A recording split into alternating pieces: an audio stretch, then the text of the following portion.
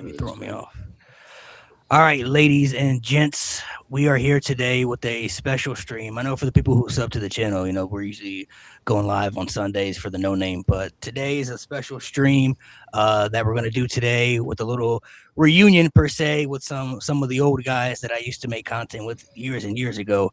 So for the people who aren't familiar, these five guys, when I guess kind of all of us started to make content a little bit in the content space around like 2016, 2017, we all kind of met through like YouTube and stuff. This is before like TikTok. This is before all the social media started going crazy with content. I know I met Mark on YouTube. I met Mark through Kyron because they knew each other.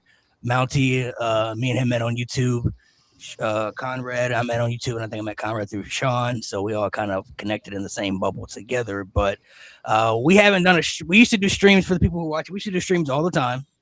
Years and years ago. This is before AEW existed.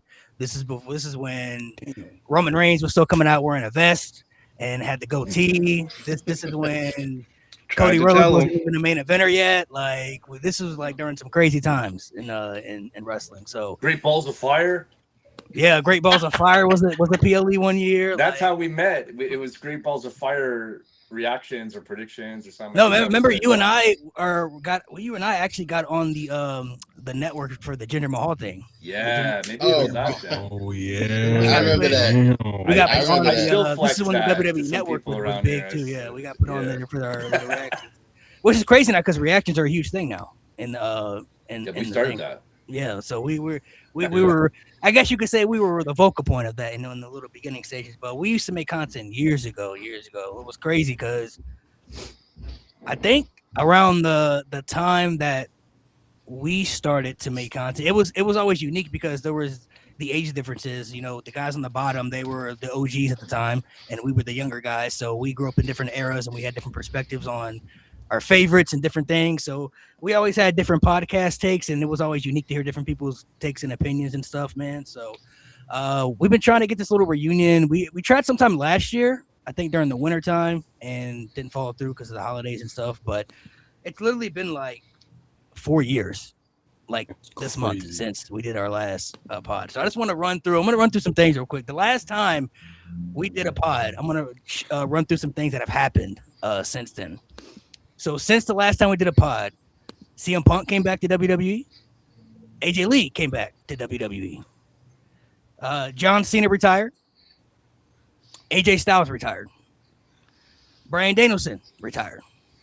At least for now, as far as we know. The Bellas came back to wrestling.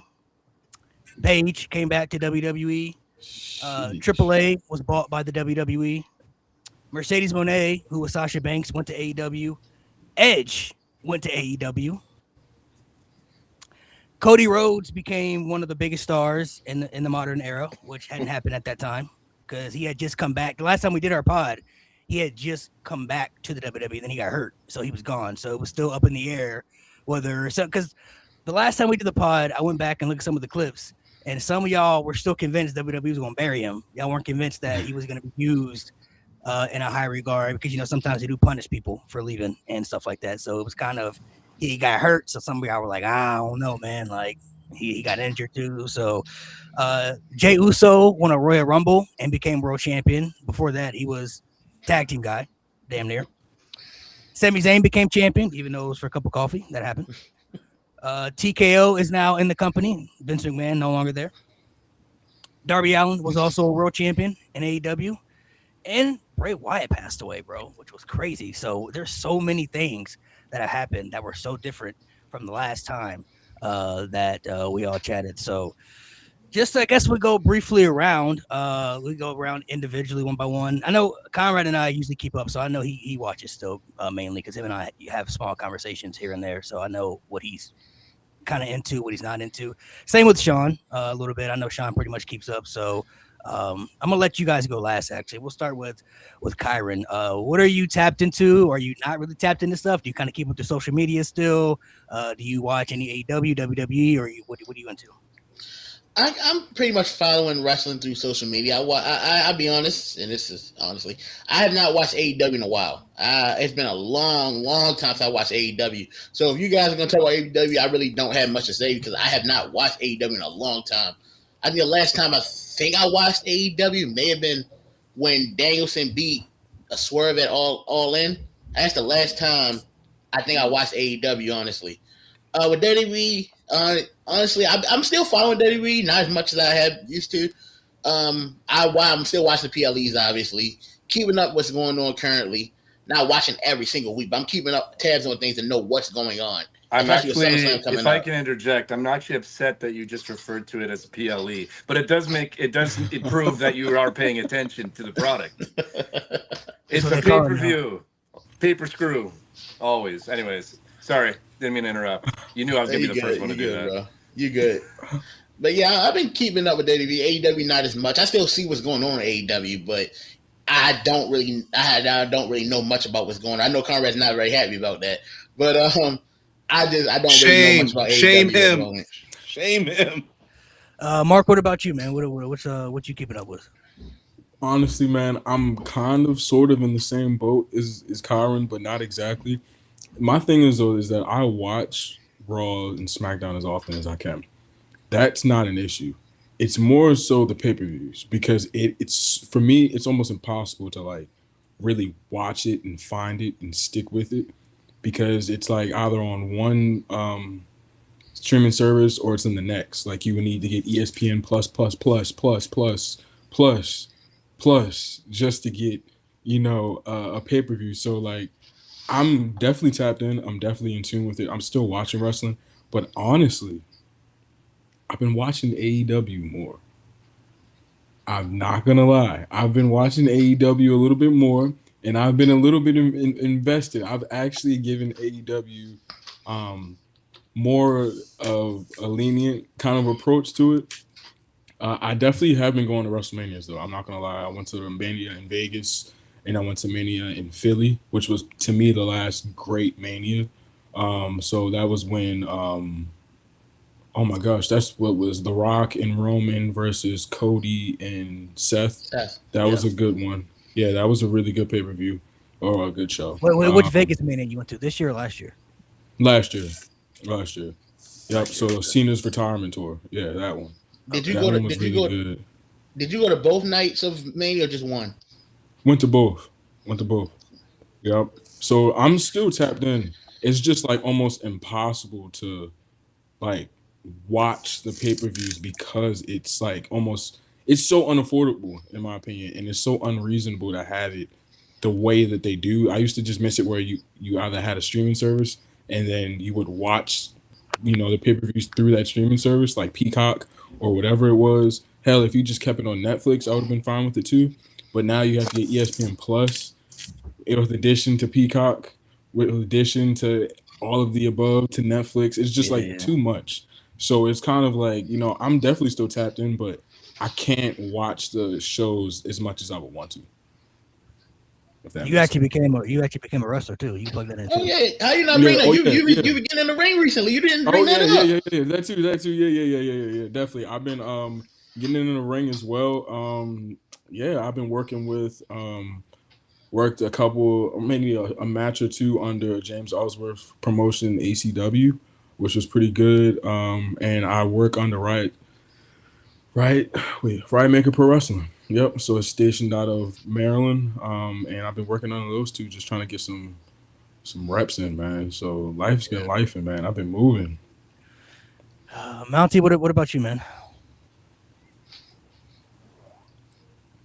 Oh man, a lot's changed. I can't remember exactly the date of which we last had a podcast. I don't know if you mentioned it before, but I have a kid now. When was it, Malik? It was July 5th, 2022. Yeah. So my son was born about a year after that, a year and a bit, like in November of 2023. Michael Jordan number, what's up?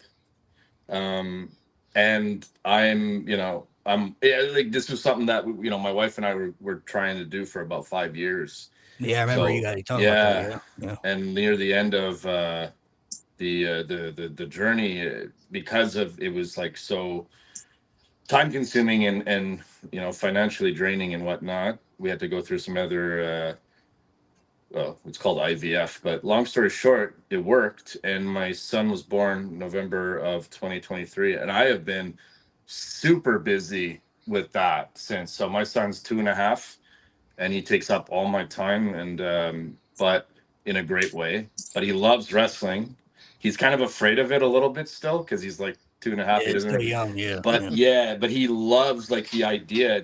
He loves playing with the action figures. He loves, he has my wrestling rings and he kind of does like this war games. He puts two rings together and he's got like a mix of Hasbro's and like LJN figures. And I'm going all nerdy right now. I'm sure like Zack Ryder would be impressed a little bit, but he's kind of kept me in the game a little bit. But as far as like actually sitting down and watching Raw and SmackDown, um, it hasn't really been happening as much as I'd like to. It's been picking up a little bit more. I normally get more involved closer to Rumble, closer to WrestleMania. Anytime there's like kind of the big five, as they call it now, I think, right? I try to like really, really tune in. Now, every week I know what's going on. My algorithm on social media is wrestling and bodybuilding. I mean, that's just what I look. That's what I look for. So I do pay attention to a lot of. I know what's going on with AEW. I don't watch it religiously. I try to watch the pay-per-views as much as I can. Not often, though. I'll be honest. If I'm gonna watch a pay-per-view, it's probably WWE, I guess. If I had to choose one or the other right now, not because of any particular preference, it's just because of shows like this, and it's just more like if I were to get pulled into a podcast, I'd like to also know like kind of what's going on, right? Right. So I've been keeping up to the times with just NXT, the up and comers as well, and guys that have just come onto the main roster and everything. The past couple of WrestleManias have been really pretty decent, I would say, especially like I forget which one it was. I think it was 40. Yeah, WrestleMania 40. I thought was pretty good. 41 and 42, not too bad as well. There's a lot to talk about for sure. It's definitely different than when we were kind of talking about this kind of stuff. I remember me and Sean doing a show dedicated to the bloodline, basically, and where they could take it. And I swear to God, we must have nailed like 90% of that. And that's rare. That's rare that they actually take kind of an idea like that sounds good on paper and actually kind of roll with it. So that was really cool that they were able to push certain other superstars and stuff like that. So I have my thoughts on who has the ball right now. I have my thoughts on the direction of where it's going. I think it's an interesting era where a lot of I think we're going to get into that a little bit later, but yeah, no, I'm sort of in. I got like 1 foot in, 1 foot out, let's put it that way, and I try as much to watch the shows. It's just such a big commitment. Like I can't just throw away 5-6 hours a week anymore, and then if you throw in a pay-per-view on top of it, it's even more. So Right. trying my best as a young, well, I wouldn't say young dad, but a new dad. Let's not get crazy. I'm a part of the six pack here. We're not that young. Anyways, that's it. I might be the age now where when we first started making content, you might be like, I'm at that age now, man. So that's how Isn't that wild? Yeah, because we were me, Kyron, and I started 2016. yeah, me, Kyron, and Mark. We were still like teenagers, bro. We were like late teenagers when we all first met. Oh, I know. Yeah. I see. Look at the size of Rambo now. He's like, he's massive, bro. I was like, Yeah. what Remember is I'm he's looking down- like you, man. The ball cut, the short haircut. Dude, Yep. you're looking great, brother. I love it.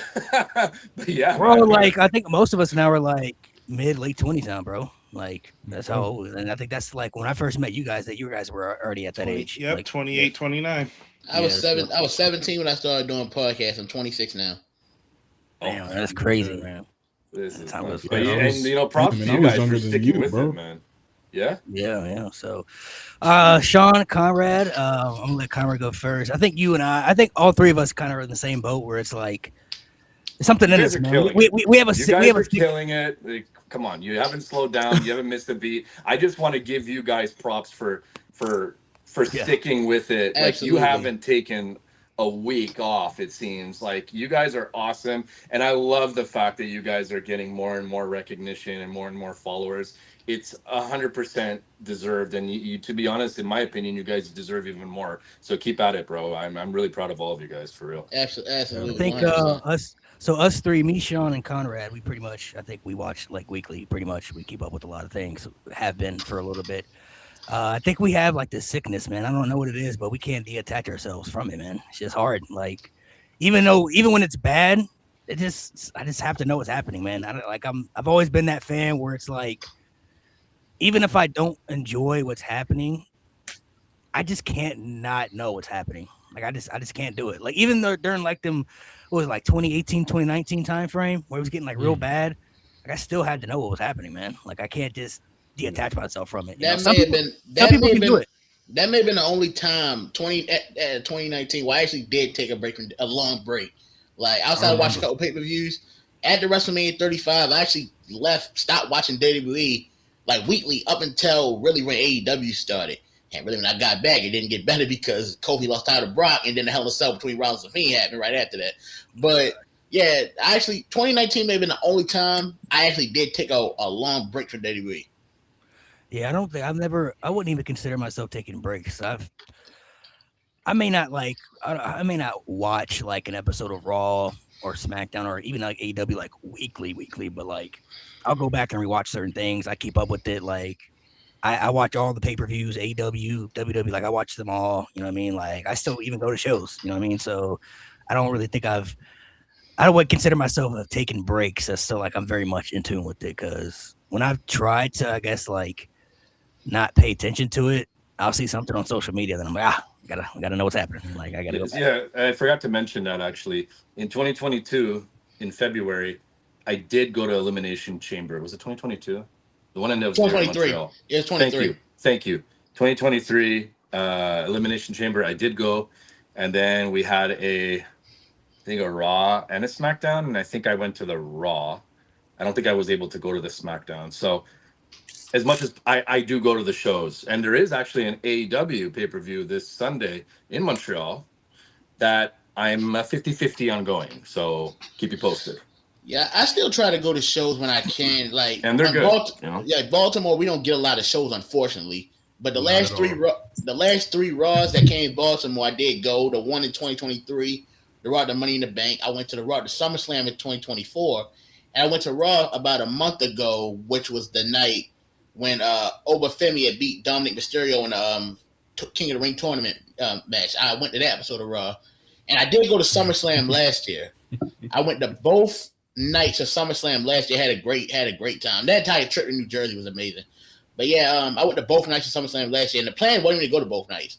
I was only going to go to night 2, but then my mom called me, like, you in Jersey, you should go. I checked. I got a floor seat for $260. I said, I got to take that. And night 1 of SummerSlam, I was on the floor for like $260. I bought the ticket like an hour before the show started. That's how you got to do it, man. Conrad, what you tapped into right now, man? Like I said, I know you pretty much watch all the time, but Man, I watch everything for the most part. I try to. It's hard to keep up with certain things. Like, I'm behind on New Japan's G1 Climax. I got to try to get into that tournament just to see what's happening with them.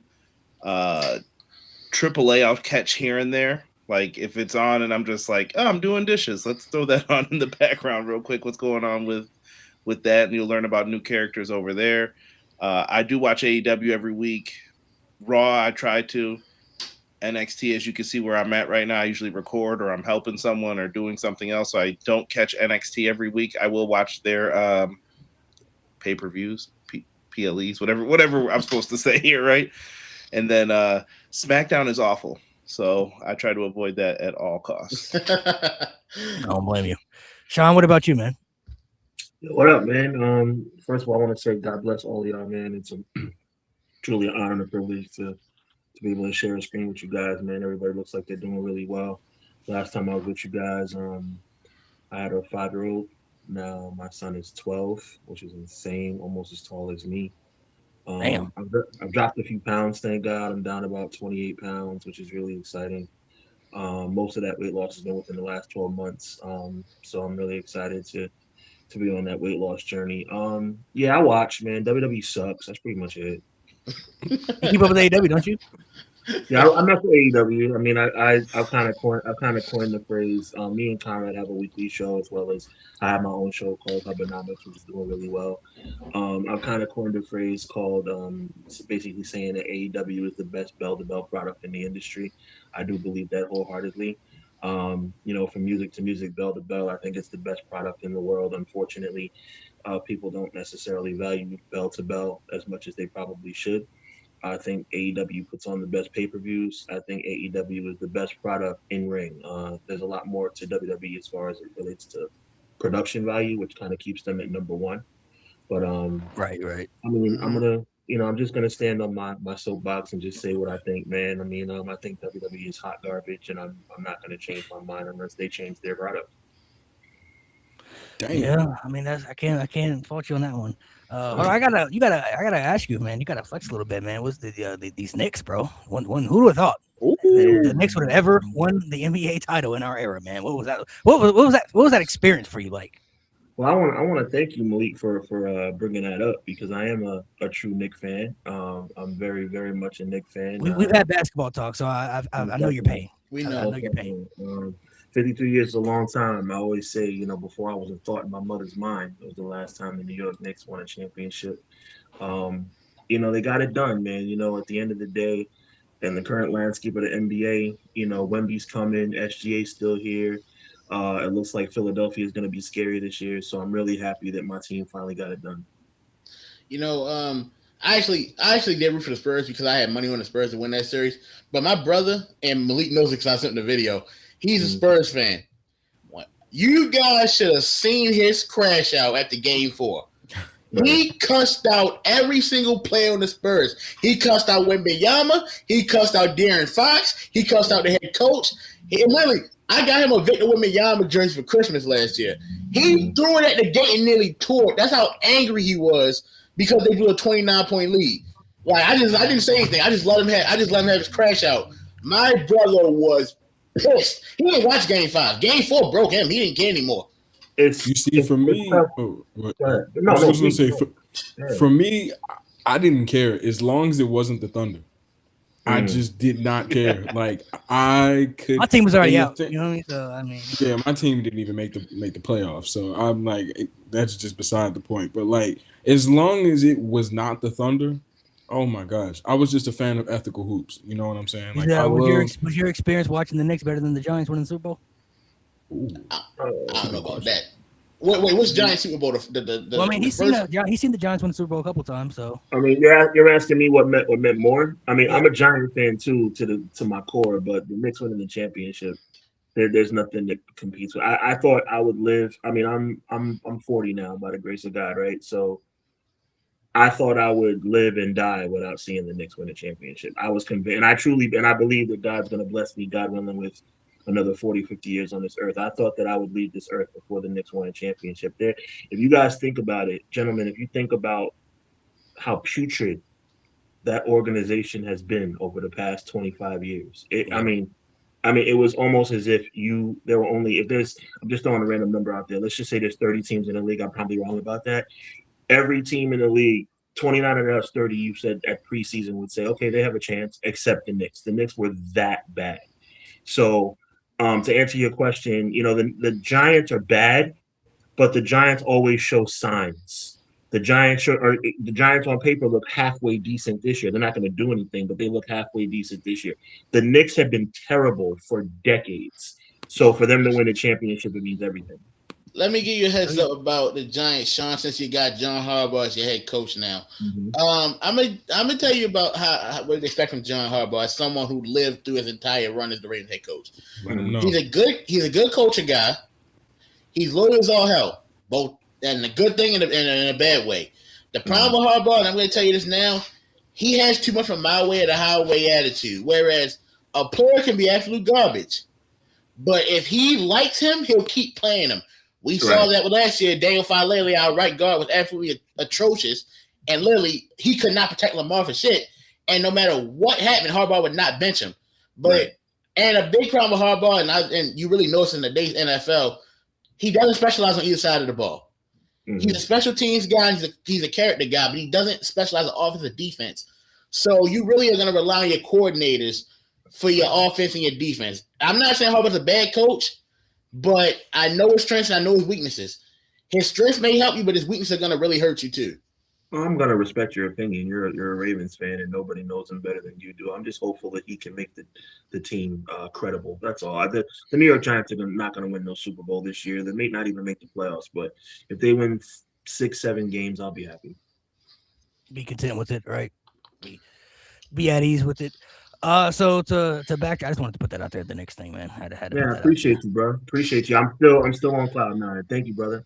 Yeah, that doesn't end. That doesn't. When your team wins the championship, you're on cloud nine for at least a couple months. I met Josh Hart. after and I went to the parade with my girl. Man, it was really nice. That parade was crazy. I saw it on TV. I was getting my hair cut while the parade was going on because my barber's a Knicks fan, so he had the parade on while he was cutting my hair. It was cool. Nice. So to transition back, I'm gonna start down there with Conrad because he's a little bit more up to. So for the people, for the three who don't keep up as much, who are some people that you think they should go tap in with, or at least go check out?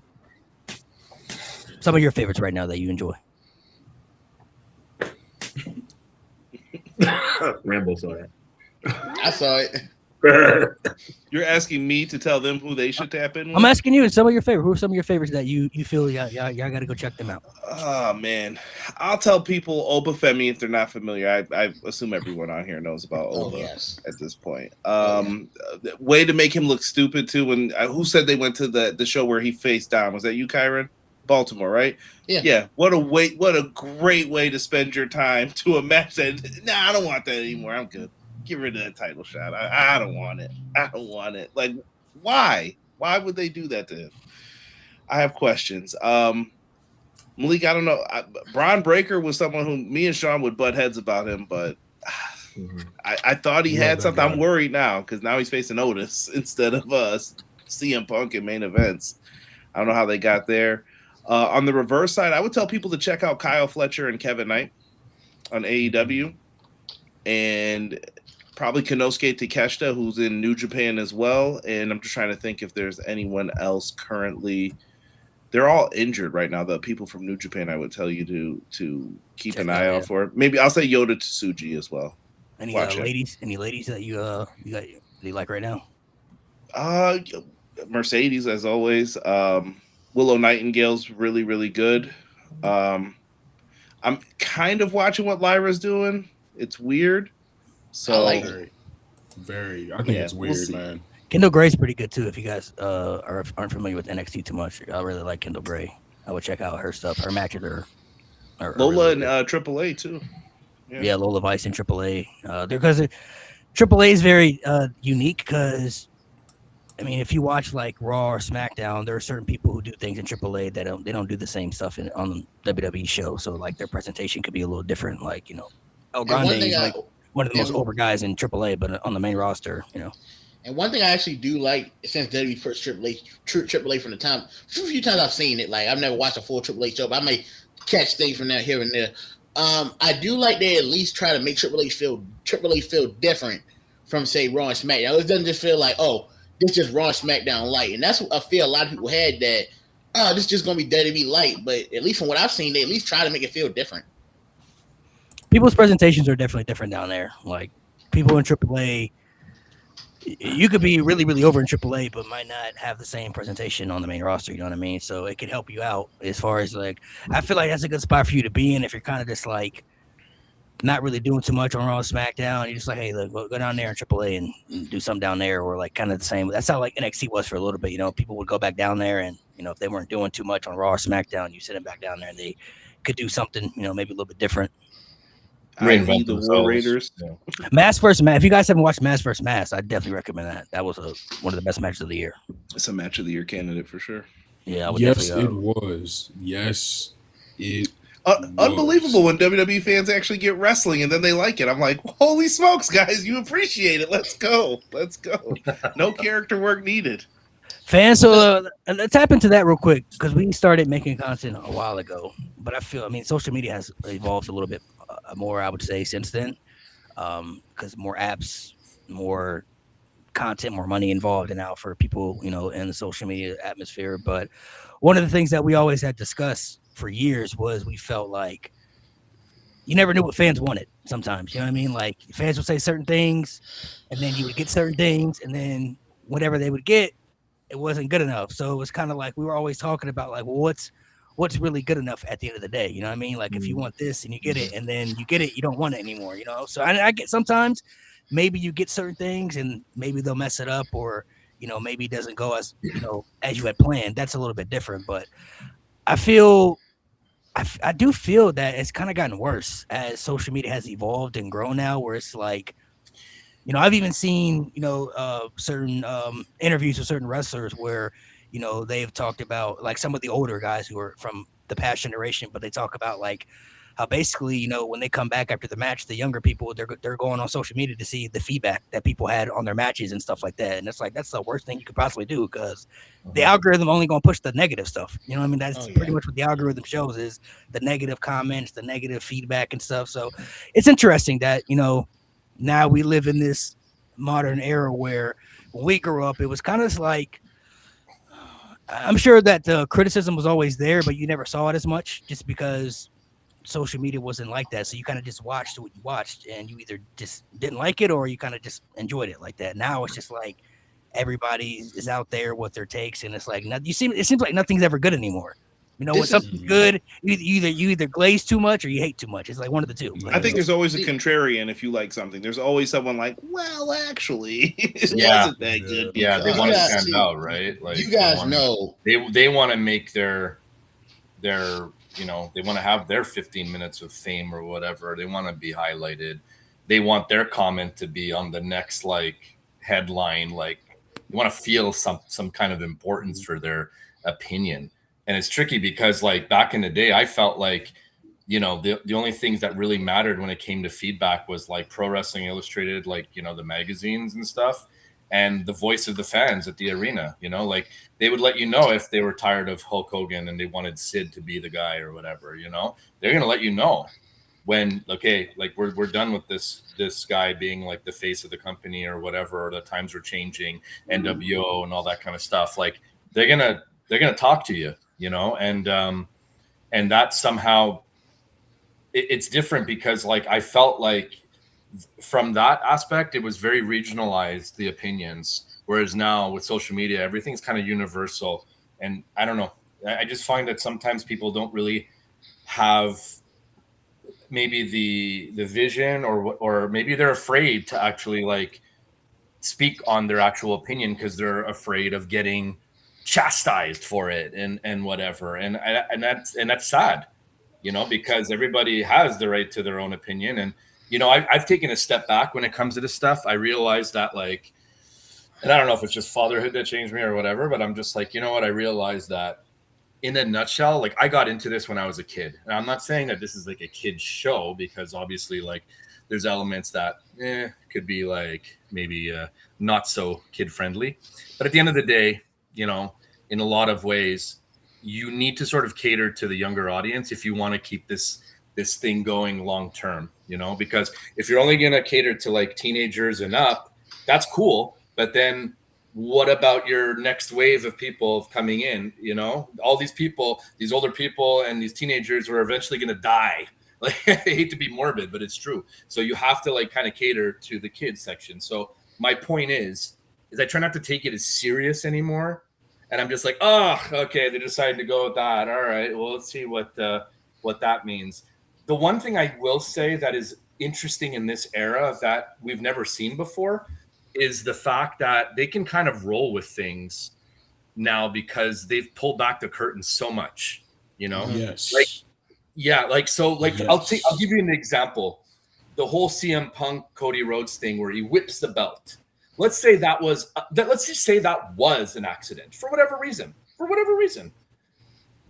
Who's to say they didn't go backstage like, hey, did you notice that you did that? No, I didn't. Well, maybe we should like pull an audible and like make something out of this right now. Okay, well, what do you want me to do? Okay, you go over there, get interviewed by Jackie Redmond. I'll come over there and be really pissed off. And then what we're going to do is, okay, get Hunter in here. Hunter, what do you think about this idea? Blah, blah, blah. And then, you guys can remove it from your WWE social media so it'll look real. And then that'll be the start of the Cody heel turn. Like, that's kind of cool. And you find out about it maybe later, but it's cool to speculate. Now it's not just which direction are they going to go. Now is that guy really injured, or is it a work? Or is this guy really pissed off at him, or is it a work? And there's like this really different sort of conversation because you have the LFGs and the Untold. What is it? Unreal, right? Unreal. Yeah. Unreal, thank you. New And season today, which was funny that you said that. So I feel like nothing's coincidence when the six pack comes together. It all comes full circle, fellas. And I don't know. I'm trying to enjoy that aspect now. You might as well, because unfortunately, like I think Hunter talked about it, it's like you have to kind of adapt with the times. And I don't agree with all of it. I don't really love the whole celebrity, how it's like a little bit too much for me. I hate it. I understand it's important. I get the market value. I understand eyes on the product, and it's a different product, and it's a different celebrities now. Like you have guys that are streamers now that are considered like famous and like I'm like, okay, well, I don't really know why, but okay. And I know it kind of goes against what we're talking about because I don't know, I don't know nothing. I'm a podcaster guy who does WWE content for a living, so I'm not shitting on them for making it. I think that's awesome because all of us at some point or another want to make it, right? So I get that, but at the same time, I find it would be a little strange to like highlight me as at a WrestleMania, like I'm this big deal, like I'm what do you call it? Who was Lawrence Taylor or something? Like I'm no Lawrence Taylor, you know what I'm saying?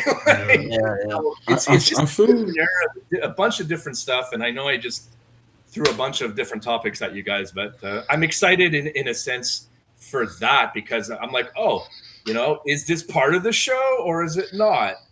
And is this a way for Hunter to just kind of like, if something does go sideways, he's just there like, you enjoying the show, man? Yeah, it's part of the show, man. I don't know, but it's cool to speculate after the fact. I gotta say. I feel like it's. Oh, go ahead. What'd you say? No, go ahead, Mark. You go. I was gonna say I genuinely just feel like it's tricky. It's tricky to me because like.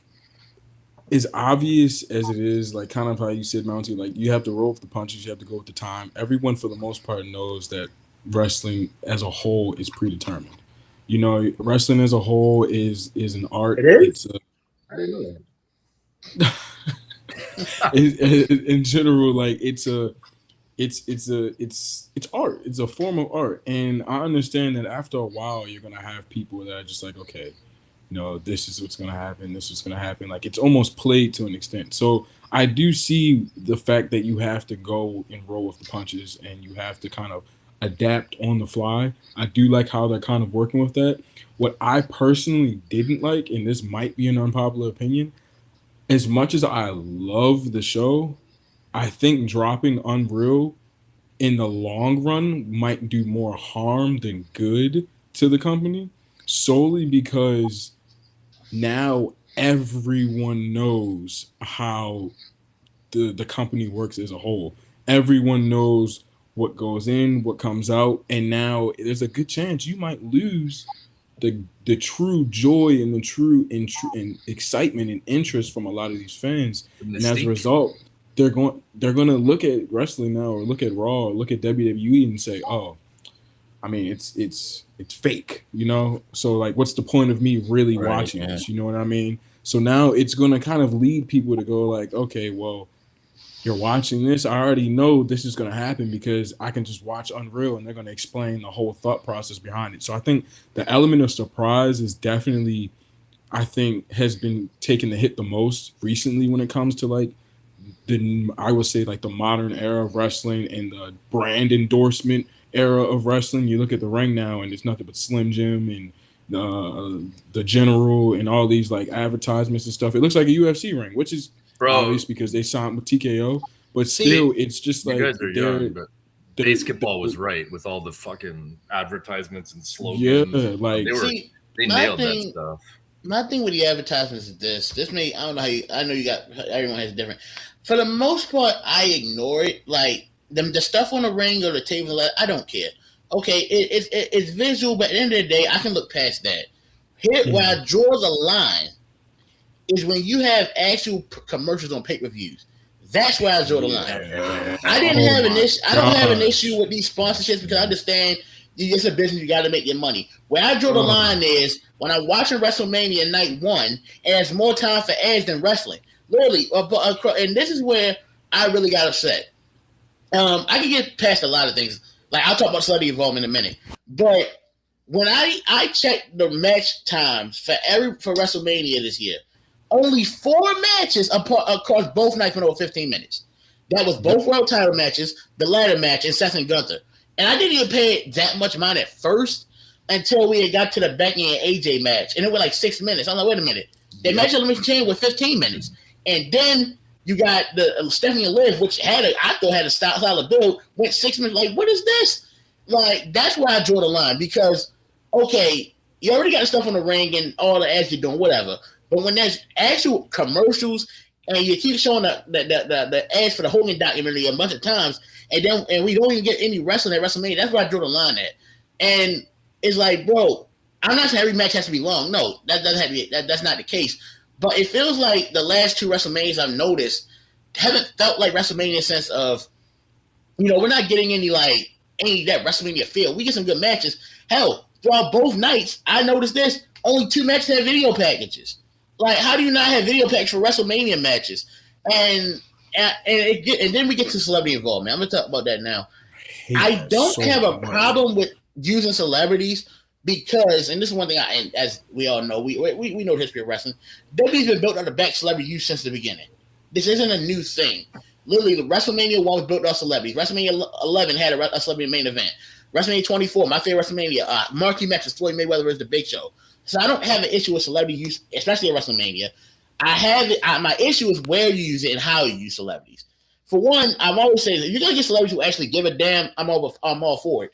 But then you have Travis Scott get involved in the main event of WrestleMania last year, which pissed everybody off. And then somebody who don't learn your lesson, and then next year you put Pat McAfee and Jelly Roll involved with Randy Orton and Cody Rhodes when no one wanted that. Hell, even Pat McAfee and Jelly Roll said they didn't belong there. That's where I drew the line. And then I think it hurt because Cody and Randy in that entire building, I have 1 promo segment against each other. You mean to tell me 2 of that better storytellers had a feud that had 20 years of build, and we don't get none of that? Like, like a video pack. Look, Cody's first ever talent show on WWE was involved Randy Orton. That's where I draw the line. And this is the issue I have with TKO. Now, TKO does do some good for WWE. I mean, they're making more money they know what to do with. And I'm never going to knock a company for making money. That's the name of the game in wrestling, is to make money. But I feel like nowadays, TKO probably is trying to treat WWE like UFC. And WWE and UFC appeal to 2 different markets. And I'm not even just talking about the ads on the ring. Example, WrestleMania in Vegas last year. Okay, cool, whatever. Then, midway through 2025, they say it's going back to Vegas after New Orleans got screwed over. And then it comes out, and then they say, oh, well, we want, we kind of want Vegas to be like WWE's new home base. Okay, ignoring the fact that used to be Madison Square Garden, this is a whole different WWE. WWE and UFC aren't the same thing because it appeals to different markets and different fans. And I'm not trying to get political. This is as far as I'm going to go with political. WWE has always more right-leaning. I understand that. But wrestling fans are more liberal. UFC fans are more conservative. And you see that when it comes to the political spectrum. And now, okay, so, and then a problem is this, ticket pricing as well. Now, I myself haven't had that big an issue with ticket pricing. The ticket I got for Raw was fine. And both SummerSlam nights, I thought the ticket price was fine for where I sat. But when you combine the fact that the WrestleMania's in Vegas, and then the ticket pricing, you're overpricing the fans, this is a lot of people complained the last few years that WrestleMania, the crowds weren't that alive because a lot of them weren't wrestling fans. It's also the same problem I have with the Super Bowl. So it's not just WWE because the NFL does the same thing with the Super Bowl. The tickets are so expensive, only people can go with celebrities. Have these celebrities, like not saying all celebrities, but a lot of celebrities or the big business guys that are there aren't wrestling fans. So they're not going to react to certain things that they see unless it's certain wrestlers like a Roman Reigns. Oh, I know who that is, but I don't know who Penta is. I don't know who this guy. I don't know who Gunther is. So why should I care? And then when I'm sitting there watching WrestleMania, with my cousin, I'm like, bro, this crowd is not into it. It's like because you outprice the actual fan, and then you put it in Vegas. In Vegas, let's be honest. Even if you went to WrestleMania in Vegas, Vegas is still a hard city to get around because you got to eat, you got to travel, you got to get a hotel. It's the same problem in Super Bowl in Vegas a couple years ago. Like, okay, I'm in an expensive state, an expensive city as it is. These tickets are running me up. So how am I supposed? So I can't get to WrestleMania, and if I do, I can't get around Vegas to do anything else because for a lot of fans, and I've really noticed when I went to SummerSlam last year, it's not just the show you go to the event, the city for. It's the wrestling events surrounding it. When I went to SummerSlam last year, I went for SummerSlam. I went to WrestleCon too for the first time, and I had a great time. Now, how's fans supposed to go to WrestleCon, then go to WrestleMania when they spend a lot of money on just one night ticket, and then you got 2 nights? And it depends on which you want to go to. Do I want to see Roman Reigns and CM Punk, or I want to see Cody Rhodes and Randy Orton? Do I want to see a ladder match, or do I want to see Gunther and Seth Rollins? And okay, so I'm gonna go to this night, but actually a nosebleed ticket is like $800. Like I can't afford this. And then okay, I gotta buy the ticket. Now how am I gonna get around Vegas? Because some people don't drive, some people catch less, myself included. It's like you're overpricing the ticket. And now next year, WrestleMania's gonna be in Saudi Arabia. It's like I don't agree with a lot of things. I'm all for international involvement. I love when WWE goes international, but I don't like certain things like this. Go ahead, Sean. WWE doesn't give a crap about what you want. Let's we need to just understand the reality of the situation, gentlemen. Diplomacy and fair play aside, WWE is only going to give you what you want if it happens to coincide with what they want. If it just so happens that they stumble upon something that you're in love with, great. But it doesn't matter what you clamor for. It doesn't matter how much you accurately, to your point, Kyron, call out ridiculous ticket prices, venue changes, ridiculous marketing schemes. It doesn't make a difference because the powers that be in World Wrestling Entertainment are not going to change. You know why? Because people are still paying ridiculous prices. And then when you have a ridiculous, almost elementary, I guess you could say, strategy to lower ticket prices for SummerSlam at the last minute to $25 because you realize you've only sold 20,000 tickets for both nights going into 2 weeks before the show starts, then all of a sudden you're going to get about a 75% filled stadium, and people are going to say, look, WWE is still number one. Look, WWE has set another all-time gate record for Des Moines, Iowa. Well, you know what? I've said it before, and I'll say it again. If you buy a Snicker bar for $1, and then you sell that same Snicker bar for $1.50, it's still the same Snicker bar. WWE is not going to change, and WWE is only going to give you what you want if it just happens to be what you want. They're not going to go out of their way for you. They're not going to go out of their way for the fans. It doesn't make any difference. You know why? Because they don't care. I have said it on me and Conrad's show, my show, time and time and time again. The writing is on the wall. You tell WWE what you want, they ignore it, and they push through anyway. It's been a round peg going into a square hole for going on 10 years now, and it's not going to change.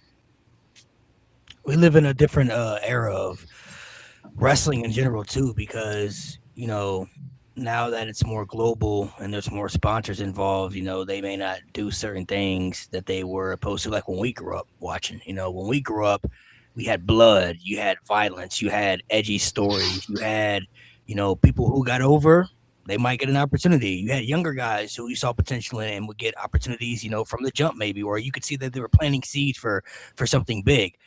Now it's like they have more people to appeal to now. It's not just about the casual fans. Well, we got to make this sponsor happy. We got to make Netflix happy. We got to do this and that. And they might be asking for certain things. So they got to give them certain things. And the fans might not want that. So it's very different now where it's, the Attitude Era was so great for what it was because WWE was their backs are against the wall. So it was like, we got to figure out how to beat WCW, and we got to figure out how to do it now.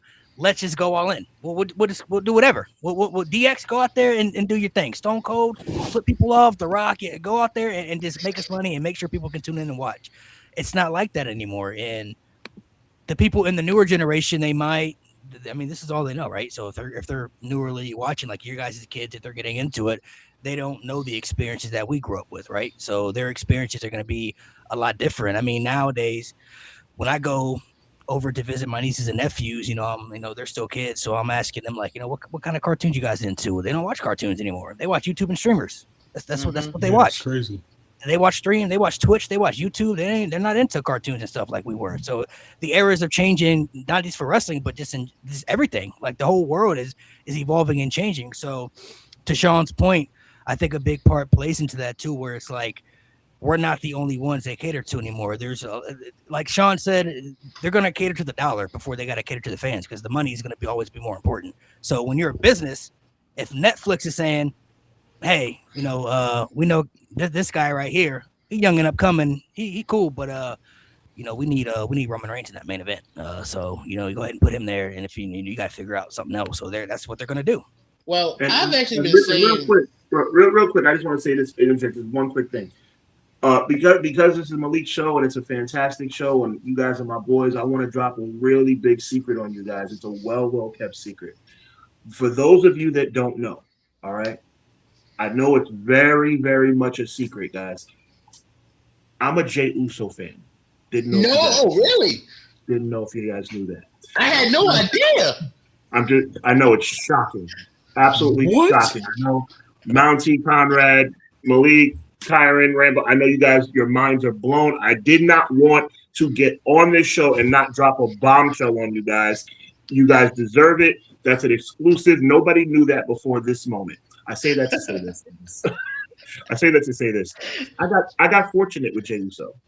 I got fortunate that a guy that I like, I'm gonna throw it to you, Conrad, Kyron, because I saw your hand. I just want to interject. I got fortunate. It just so happens that WWE gave my guy a chance. But my point in saying that is, don't count on it because it's not going to work out that way that often. Yeah, I got what I was lucky gonna with Orton and Cody Rhodes too. Like I like Cody Rhodes, I like Orton, even Drew. Like Yep. some of the guys that I really, really got. Like I like. Sorry, so anyways, Kyron and Conrad. I'm like way in the back of the line here, but yeah, I agree with you on that. Like sometimes we get lucky, and when we do, it's pretty awesome. But you're right, it doesn't happen all the time. Yeah, what I was gonna say is this: like when Malik just brought up how they appeal to the casual fan. Even 4 or 5 years ago, when we were doing this consistently, what did I always just tell you guys? WrestleMania is not for the hardcore fan. I've been saying since 2017, so it's not even a new thing with TKO because I was saying even when Vince was still in charge. I think I noticed around WrestleMania 33, WrestleMania isn't for us anymore. Yeah, it's cool when we see it, but remember last time we did a podcast, it was right it was a few months after WrestleMania 38, and Sean, I remember on that show you had said us fans are not interested in this before he signed with the company or in Logan Paul. We're not interested in Jackass. We're not interested, even though he did good in Bad Bunny. That's for the people. That's to get the eyes on the product. I understand everything isn't going to be for us. See, especially when it comes to WrestleMania. WrestleMania is the one show where I'm like, you know what? I'm expecting celebrity involvement. So I understand why ISO Speed's there. I understand why Lil Yachty's there. I understand why certain people are there. But what I don't like is how you use certain people. Exactly what I mean. I think Lil Yachty's doing a really good job as Trick Williams' manager. I think he's really, you can tell he's having fun with it. Trick likes working with him. I'm okay with that. But I don't like the idea of inserting, say, Travis Scott into the main event last year because not only did you insert him to the main event of WrestleMania, but it also ruined the moment. Now John Cena's 17th world title win is going to be forever tainted because we're going to always remember as the night Travis Scott got involved. And I always joke with Malik about it, but it's facts. Every time I hear Fiend, I'm going to only think about that. And I hate that song because of it. Like, okay, if you're going to use a celebrity, cool, fine. But you got to know when and how. For example, having ISO Speed in a 6-man tag, I have no issue with that. ISO Speed is one, super athletic. He's clearly wants to do it, and he's entertaining as hell. I like ISO Speed. And it's a 6-man tag where no one really is going to be hurt by it. And he's protected by other wrestlers. But if it was say ISO Speed get involved in the main event, that's where I had the issue. If you're gonna use celebrities, fine. It's the nature of the game, and it's been how wrestling's been for 40 years. But you got to know when and how, and that's why I feel like we're getting away from the when and how to do it. You can't just throw celebrity, or just throw celebrity. Hey, we got celebrity. Okay, cool. What else? Like that's why I stand saying Bad Bunny is the best at it, because not only was Bad Bunny training every day, but when you watch say his street fight with Damian Priest, that's a celebrity who gave a damn. And it got over even to both obviously in Puerto Rico, so the Puerto Rican fans are gonna like it. Even us, the fans who probably don't listen to Bad Bunny's music, admit it, that was amazing. But yet it's getting to the point where we're just saying it's getting to the point now. It feels like we're getting a celebrity, just say we got a celebrity. For example, why the hell would I give a damn about Stephen A. Smith being at WrestleMania when I hardly like Stephen A. Smith as it is? So why would I give a damn that he's at the front row of WrestleMania? Yes, that's a major part of it. To ask you guys, we're gonna play a couple of games here real quick. I just want everybody just to raise their hand. You don't gotta say nothing, just raise your hand. I just want to see, because things have changed over the years. So, for a raise of hands, how many of you thought CM Punk was actually gonna go back to WWE? I kind of did. After he left AEW, yeah. I'm talking in general, before he went to this in general. Nah. I'm on the fence. Okay, fair. That's fair, because Only like Kyron said, once he went back to AEW, I'm like, there's a chance. Once he When went he back, had that falling out with the Elite, I knew he was coming back. yeah, right. How many of you, and this is going way back, how many of you thought that Roman Reigns would peak the way he did, knowing what we saw in the first half of You his? mean back when he was the big dog? Yes, like how many of you Put thought? your hand down. You know damn good well you didn't expect Big Dog Roman Reigns to get to that level. Put your hand down, Mark. Sean has heard me say it multiple times. No, I was like you one of the gotta only explain people I was this like, one. Go ahead, Mark. You got to let me explain this one. Now, he was very, very, very capable. I mean, just look at the dude. No glaze. Like, just look at the dude. If you look at him, he screams main eventer. I just did not like the way they booked him in that earlier stage. He had everything on the table. They just booked him horribly. And that was the reason why I never liked Roman Reigns. Now, when he came back, and I forgot what year it was, when 2020, during the pandemic era, and he had that aura to him, that's what I wanted when I was hating on Roman Reigns. So that's what I'm saying. I knew he had it. I just hated the way they booked him. Y'all saw stuff from pissed me off Succotash? the most. Yeah, he got it. Y'all heard stuff from Succotash? I did. I also heard John Cena bury him, and I was like, why would they do that to him? That did not make any sense. He got the whole vest. It's crazy. Yo, bro. you got it, dog. Does this answer your question? Yes, I knew he was the man. I bought his vest. He got the proof. I got the proof, man. Mountain, I love it. That's my You guy. win this one, Melty. I don't have an argument for that. You win this one. I can't argue. No, you got it, dog.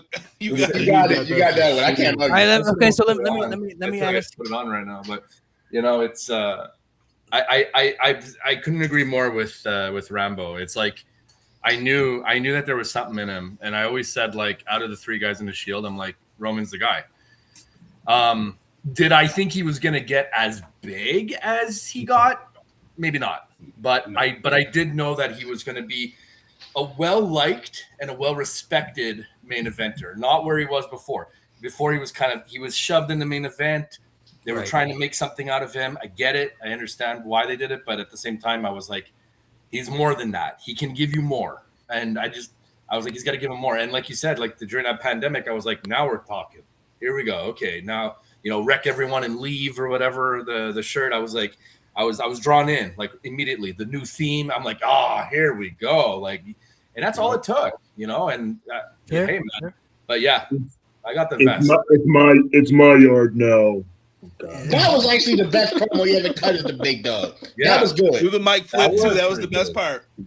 By show of hands, how many of you had faith that Cody was going to come back to WWE and become what he's become? Oh, do not get me started on that, bro. Oh my god.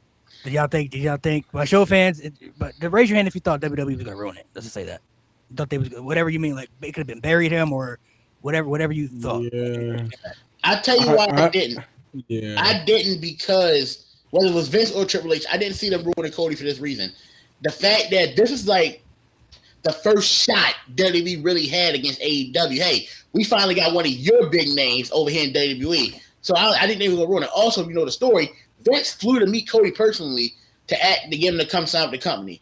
So that's why I didn't see them like burying or ruining Cody, because this is like the first real shot WWE's taking to AEW and getting someone from AEW to come to WWE.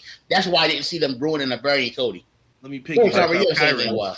A And not only a 2-bit, low down, scumbag wait. sellout.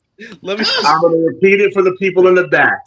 A 2-bit, low down, scumbag sellout.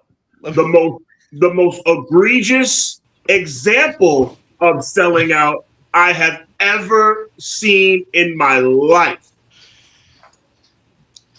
Let me piggyback off Kyron's point real quick. And Kyron is 100% right, because I believe they took Bruce Pritchard to that meeting as well. And who was Bruce Pritchard close to? Dusty. They played into Cody's heartstrings. They pulled on him. They tugged on him, and they said, Cody, you should probably leave. I don't know what he was mad about in AEW. Still to this day, he doesn't talk about it. I'm tired of hearing about it sometimes. I'm like, if you say it, bro, or don't. Keep it moving. Like, at this point, you don't say the company's name. You get mad you're not in their book, though, because you're not in the story. Well, I wouldn't tell a story about you either if you can't say our name. Like, what do you want, bro? Can't have it both ways. But Cody going over there was a big W for them, because not only did they get a wrestler, they could have got MJF. He would have probably been in the same spot. Whoever the first one to go over was, they're going to treat them well, because that tells other people, come on over. The water's warm. Oh, yeah, we're cooking over here. Things are great. We're having fun. They know how to play this game. And for some, it's worked, i.e. Jade. Then you can see some others where you're like, where's Lexus King? So, I mean, just peep game and how they do it. But they were going to make sure Cody was well taken care of. He is the golden boy, and they are going to make sure that he is taken care of, because he has the lifeline to AEW. He can bring people in. He knows how it works, and he's connected to other people there. I'm just keeping it 101 business. I'll let Sean go off on his rant. Fighting for his life right now. You thought the same, Mark? Oh no, I was just laughing. I'm saying Sean's over here fighting for his life right now. Oh, okay. I'm gonna respect this platform and not completely go off the rails here. but I'm gonna veer a bit off the rails for just a moment.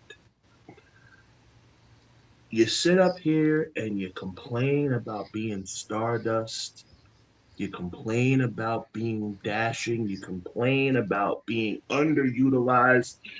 You leave the company. Everybody, oh, Cody left the company. Cody decided that he wanted to venture off and do his own thing.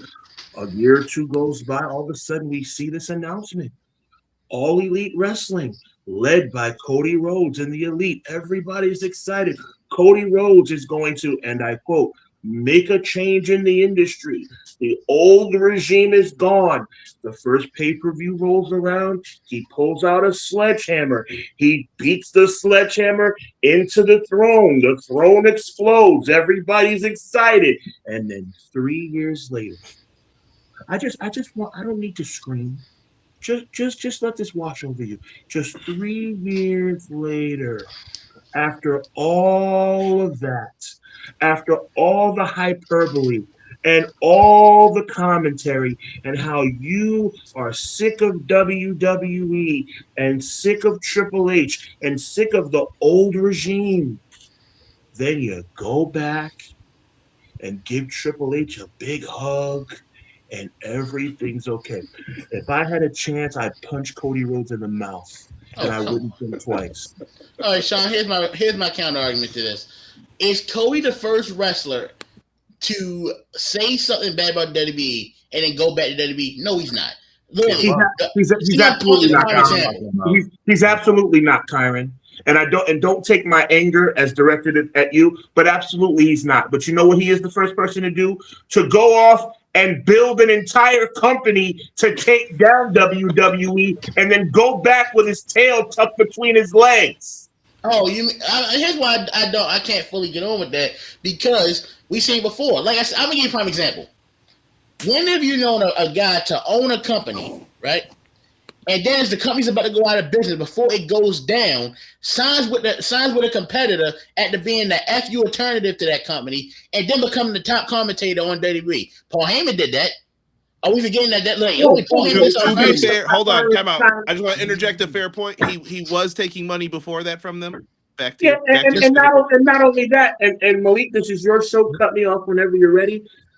Go ahead. At the end of the day, Kyron, you're a smart guy.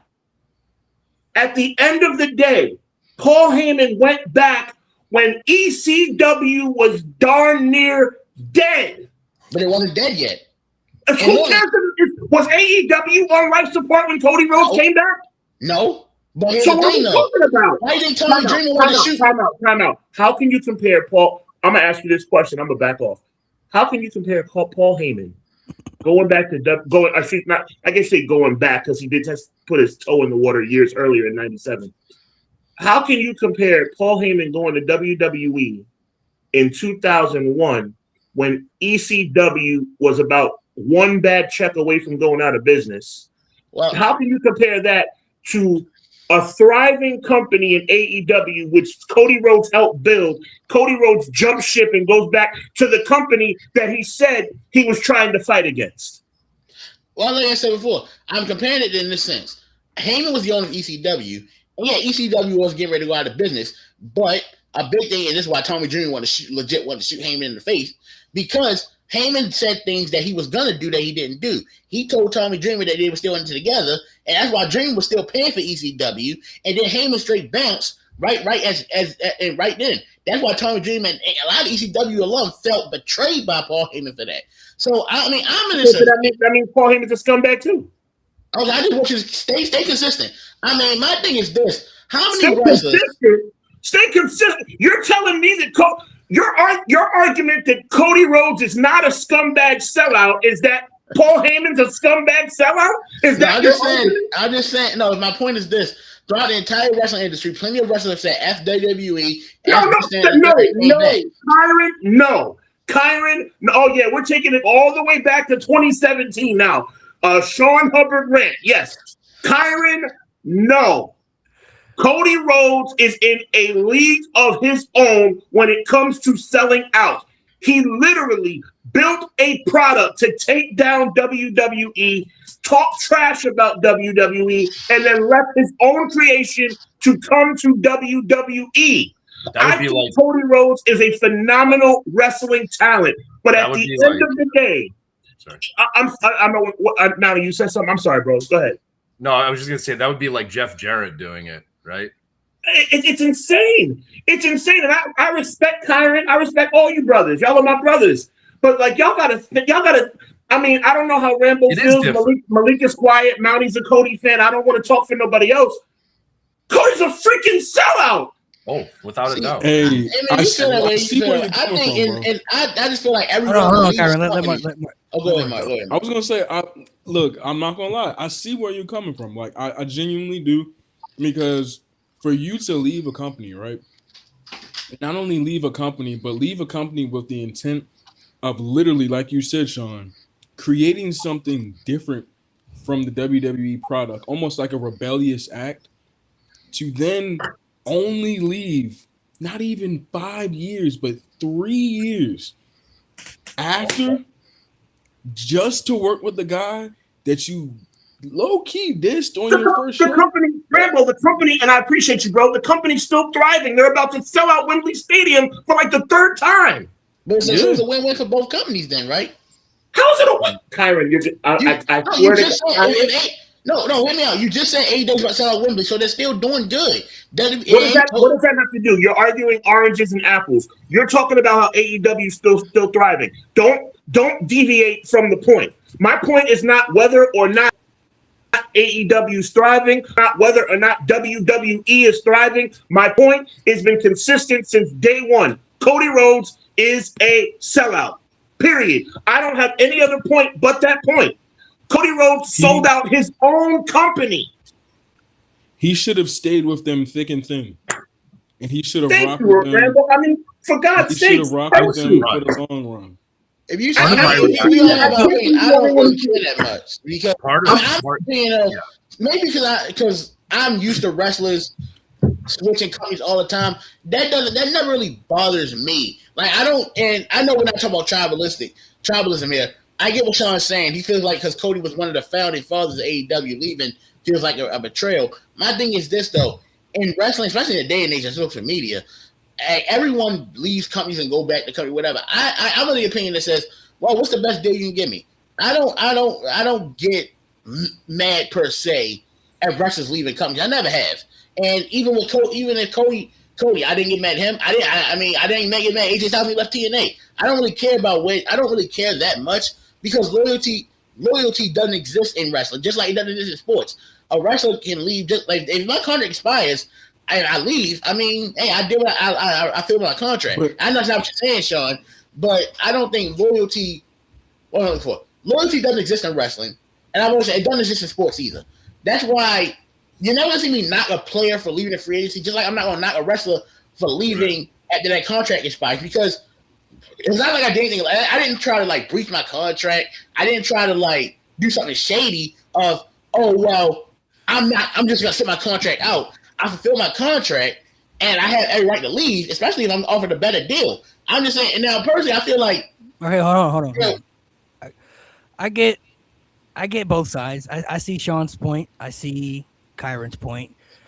There's a few things that I think there have to be mentioned. Number one, like Conrad said, we don't really know what the issues were between the two individuals. It could have been something. It could have been something that personal that we don't know about. That if we found out, we would have been like, "Oh, man, I don't know, man." we'll never know. That's a good I'm just point. saying hypothetically, there could have been something that happened really personal. It could have been about his wife or whatever. Like, all right, you know what I'm saying? Like, if you got problems with my lady, now you got problems with me. You know what I mean? So, like, that could be a factor. That's a good point.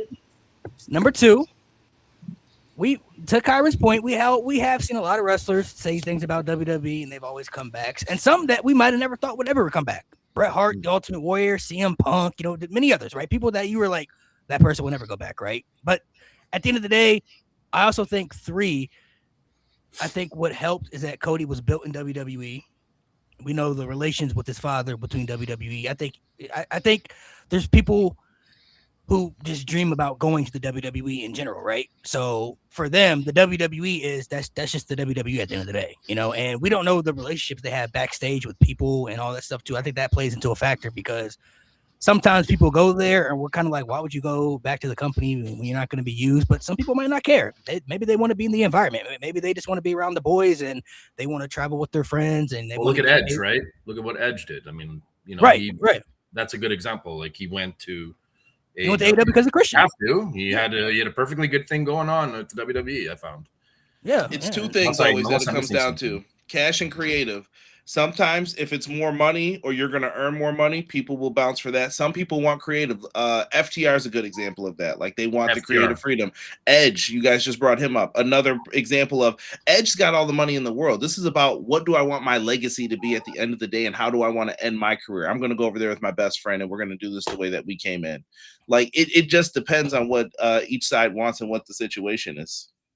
Yeah, I see both sides. I see Sean's point though. Sean's probably saying like, if we built this up, you know what I'm saying, we gotta ride this out. We gotta see this through. We put money into this, we invested into this, like we built this up.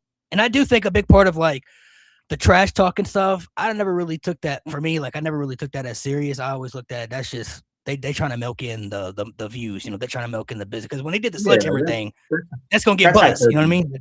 Yeah, that's gonna get the buzz for social media. Like, hey, did you see what Cody did with the sledgehammer?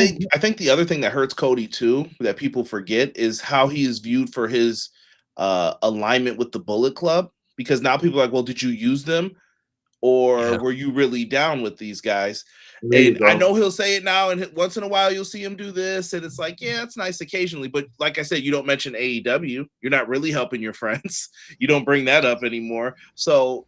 Did you use them? Was it just to get over? And now you're like, all right, I got what I want. I'm going back to WWE. Like, go ahead, Conrad. No, one of the Young Bucks always say he was the last one to sign his contract. Cody gets mad about little stuff sometimes, and they're like, it's the truth. You were the last one to sign. We told you to sign. Why were you the last one to sign? You had the contract before I think too is to play into a lot of things with wrestling. I think people who leave, I feel always are eventually are bound to come back at some point because they either miss it, they get the itch again, or there's buzz behind it where it's like, hey, there might be an opportunity to go back and do something different. You know what I mean? Like it happens with everybody, right? There's people who come back that, like I said, we never thought would come back, who've had bad blood with WWE. Brock was in a whole lawsuit with the company at one point. He came back. Goldberg was gone for over a decade. He came back after he hated his run there too. So I think they have, Still hates it. like Conrad said, the WWE is very good at manipulating their ways as far as like, hey, let's talk. Business is business at the end of the day. Yeah. So Let me ask a bold question of everyone on here right now. Malik, sorry, it's just the host in me. Does Cody Rhodes go back to AEW one day? And it doesn't have to be in a wrestling capacity. Could he 10, 15 years from now be in a role backstage at AEW again? He wouldn't be welcome if I was making decisions over there. I think he might make an appearance possibly one day, but he's got to finish the story. what he's doing in WWE right now, He's got to finish the story at what Cody's AEW. doing in WWE, Boy. he's making money. He's really one of the top guys in the company. He doesn't really have a reason to go back right now. But maybe in 10, 15 years, maybe a special one-off appearance. Maybe, but I don't see Cody leaving anytime soon. Let that so and so try to walk back in my front door and tell him and see if I don't tell him to let the door hit him on the tail on the way out. There ain't no way if I'm any kind of decision maker in All Elite Wrestling, there is no way I'd let him walk his punk behind back in my doors. You say that now, but it depends on if it makes good business, he would do it. I say it now. You know why? Because I believe in men being men, and I believe in people keeping their word. How do you think the Bucks and Omega and anybody else who has pen to paper and money invested in AEW felt when Cody walked out the door? Do you think that was just like somebody walking out the door like back in the day when J.J. Dillon left WCW to go be a agent for WWE? Or do you don't think that was devastating to that company? Now it's only by the grace of God and by their comeuppance and their ability to continue to thrive that they're still doing moderately well. Cody Rhodes was a pillar of that company. Cody Rhodes put pen to paper to build that company. And Cody Rhodes decided to go back. Oh, and by the way, not just go back to WWE. I'm going back home? Give me a break. Give me a break. You sound like a freaking soft punk. You took your tail and ran right back where you felt comfortable. At the end of the day, Conrad's point, see, that's why I like Mountie is smiling. You know why? Because Mountie I know why Rambo is smiling, because Rambo finds me hilarious. God bless you, my brother. But Mountie is smiling because Mountie's a Cody fan, and Mountie knows I'm right. Mountie loves Cody Rhodes, but Mountie knows what Cody did was wrong. I think he ends up back in AEW one day, some way, somehow. I think. I doubt. I'm not saying you never say never in the wrestling industry, but just what Cody's accomplished in WWE and his place in the company. I don't think he's what's that place, Kyron, in the company? Well, he's one of the top. Roman. He's one of the top guys in the company, and let's be honest. Once I can see him having a good backstage career with WWE after he retires in ring. He's not the top guy in the company though. I didn't say that. I know. I'm just saying maybe that eats at him a little bit though. Like I'm here all the time, and he wasn't. I would say. I'm closing Saturday night's main event with Jalen Brunson. Have a good night, y'all. Let's go. It was a man square gun, and I would have done the same thing. Listen, I think I'm a Knicks fan. I don't agree with that. There's no way you're gonna have a basketball segment main event Saturday night's main event. Ridiculous. That should be. Cody should feel embarrassed. Cody should feel embarrassed, and also, by the way, we're talking about Cody, but also CM Punk should be embarrassed. You had a basketball dedication be the main event of a Saturday night's main event when the world champion was in a tag match. That was talking about the main event. I was talking about the segment happening. Didn't they do that? The segment happening was great. Lakers versus Denver Nuggets or something. That was literally the main event with like the champion. No, man. The backstory behind it is beautiful. That's when Mr. Kennedy got fired. Mountain wild, bro. No, it's a backstory. This is why Vince is an asshole in the best way possible. Because Rob was supposed to be in Denver that night. but the Lakers and the Nuggets had to be playing the conference finals, so the conference finals moved Raw to the Staples Center. So Vince, being the biggest a-hole that he is, put the baby face of the Lakers jerseys and the Hills and Nuggets jerseys. I And still then had a segment his bench and Stan Kroenke. Like, bro, only Vince could be that petty. Well, So there was Stan nothing- there was Kroenke didn't nothing- believe there was his team was nothing going more to be in the awkward. playoffs. There was Stan nothing Kroenke more was I awkward. didn't like it. There was nothing more awkward than seeing Batista in that basketball jersey. I was like, what is happening right Yeah, now? that was. Well, it was Batista. It didn't even Hold on, fit him. the Lakers It didn't even fit with him. Batista. It was Batista, Mr. Kennedy, John Cena. I think wasn't Jerry Lawler one of them. Jerry Lawler. And I think the Nuggets were Randy Orton, Cody Rhodes, Ted DiBiase, and who else was on the Nuggets? I remember three. I remember It was- Legacy. The Big Big Show. Show. They put Big Show in the Big Nuggets Show, jersey. yeah. Big Show came out to number 99, bro. He was 99. Jersey. Yo, come on, man. I can't lie. That's just petty for the sake of being petty. It's funny as hell. Don't get it twisted. It was funny as hell. And especially when you know Bad the backstory times. behind it. Because Bad times those days. as a kid, I just thought, because I didn't watch basketball in 09. I didn't know why. I just thought, okay, it's just something they doing. Then when you find out the backstory behind it, especially now I'm a basketball fan, and let's be honest, a West Coast Finals game does take priority over Raw. But that is absolutely 1% an asshole troll. Props to you, Vince, for that. That was funny as hell.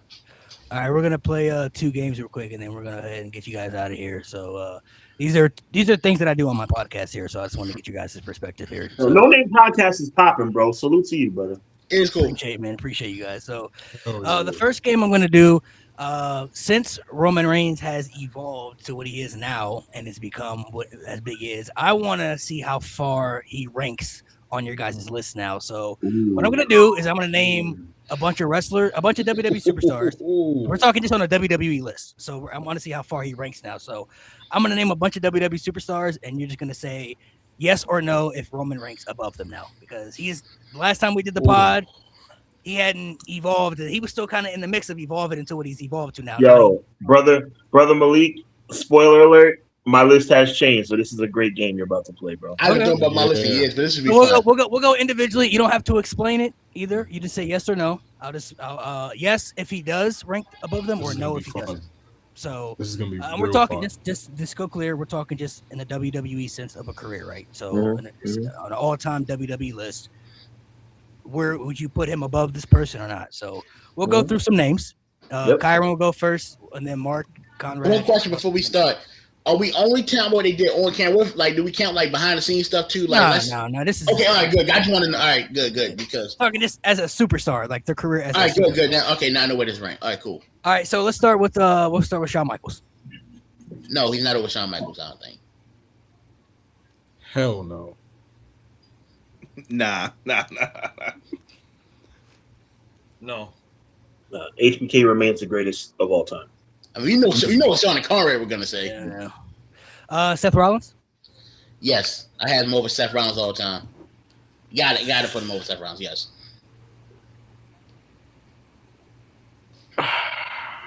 Mark, this shouldn't be hard, bro. Yeah. I'm gonna say yeah. I'm gonna say hell yeah. Yes. I'm gonna say yes with hesitancy because Seth has always had his number, but I will say yes. Yeah, that's exactly. I would what also was I'd like to add that only really happened after the pandemic. Before Absolutely. the pandemic, I would say that Seth was a higher, Same. There you go. on Fair. that list. It's Roman's peak that really elevates him. You know what's crazy, bro? Tribal chief. Yo, shout out to Malik for that question. You know what's crazy? We could actually ask that question again after SummerSlam. Fair. I'm right. Mm.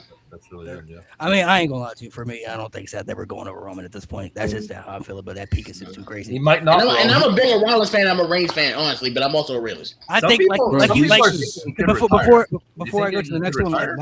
like Mountie had said, before pandemic, we always had felt, well, Seth could be the guy if they really wanted him to be the guy, but they wouldn't put him there. But Top dog. after that peak, yeah, he kind of gapped him. I ain't gonna lie, that peak really gapped it. I feel so. What about Randy Orton? Ooh. I have Roman Reigns over Randy Orton all time. Yes, I have Roman over Randy. That's hard to answer because I feel like Randy really isn't done yet. I mean, like if you play it right, he's still got a give a yes or story no, there. bro. Gotta give a yes or no. Oh, I'm gonna say no. I'm gonna say no. We don't know if he's done yet. I think we're close. I think we're close, Rainbow. I don't know how much longer we can say it. With his 'cause it's been age out and for a injury minute. piling up, Yeah. Yeah. Conrad, I'm give us gonna this give one. it to Roman. Okay. So you're talking like, has Roman passed him On an today? all-time list, if you're ranking them, if Today. you're looking at an all-time list, would you put Roman above Randy? No. 14-time champion. No. Yo, with infinite respect, I say yes. Sheesh. I have a lot of respect for Randy Orton, but what Roman's done over the past 4 years. Okay. I can't do it. Maddie, you know I love you, brother. You know you're my dog. and we know Matthew's a huge a Orton tough fan. one. I knew just like with Shawn Michaels, I knew how Matthew was gonna vote like how you guys did with Shawn Michaels. That's why I already knew it. Let's go through. Let's go through a couple more. What about Cena? No, Cena. I got Cena over Roman Reigns all the time. And I'm not saying Cena's my favorite wrestler. I got Cena over Roman Reigns. A 10-year peak. For all you the guys good and bad. yeah, keep it that. So you got Cena. Marco, you got Cena, Roman. I got Cena. I can't do that. I'm sorry. Nah, All right. can't do that. I'm taking Roman. Sorry, man. Cena wasn't as hot, man. I'm sorry. Roman was in charge when it was hotter than him. Fair point. No, fair point. Cena. To me, Cena is up. You can give the opinion of him being more popular than Hogan. So, and Roman to me is not in that conversation yet. So I'm going with Cena over Roman there. Gentlemen, you guys are gonna be very angry with me for this answer because I'm not gonna answer. To me, this is the one and only situation where it's just too close to call.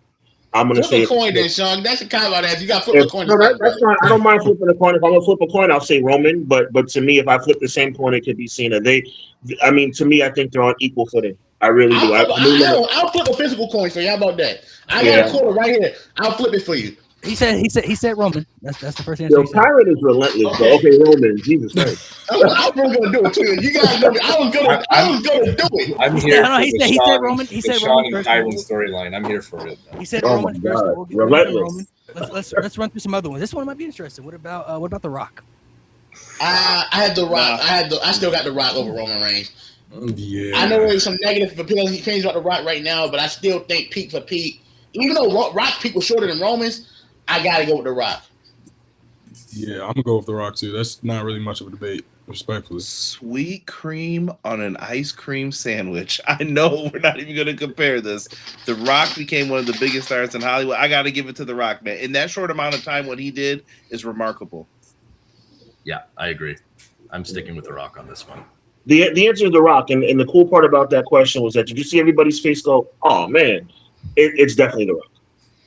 All right, so we can just go ahead and assume that Austin's also over him too. So I think Stone Cold's the greatest WWE superstar Stone of all Cold. time. Stone Cold's better. I love Roman, but Stone Cold's better than Roman Reigns. Yep. Okay. Bret Hart. Roman Reigns. This is where it gets tricky. That's a Reigns. tough one. Hold on. I got to think. Damn. I'm going Roman Reigns. That's very upsetting to ask that question. I didn't watch. I Kyron didn't Y. go with I'm Bret. challenging. No, Kyron that's Y, fair. though. That's fair. Okay, here's one. No, I just think keep Bret- it No. that way. Oh, okay. Just Go keep ahead, it Mark. that way. Just keep it that way. Makes it more I'll interesting. explain to you off camera, Conrad. I don't know. I gotta. Fuck. I'm gonna go with Brett. I'm gonna go with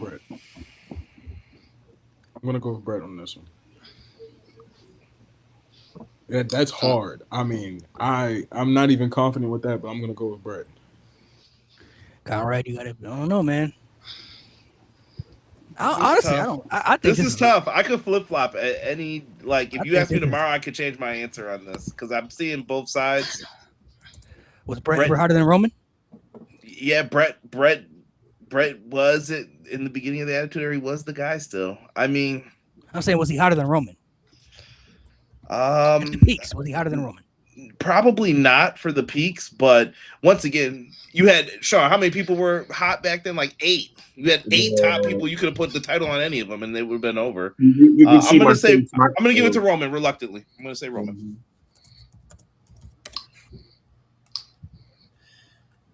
El Dandy, I think you're a bang up guy. Roman Reigns, you're a bang up guy. You're just like El Dandy. No. The WCW.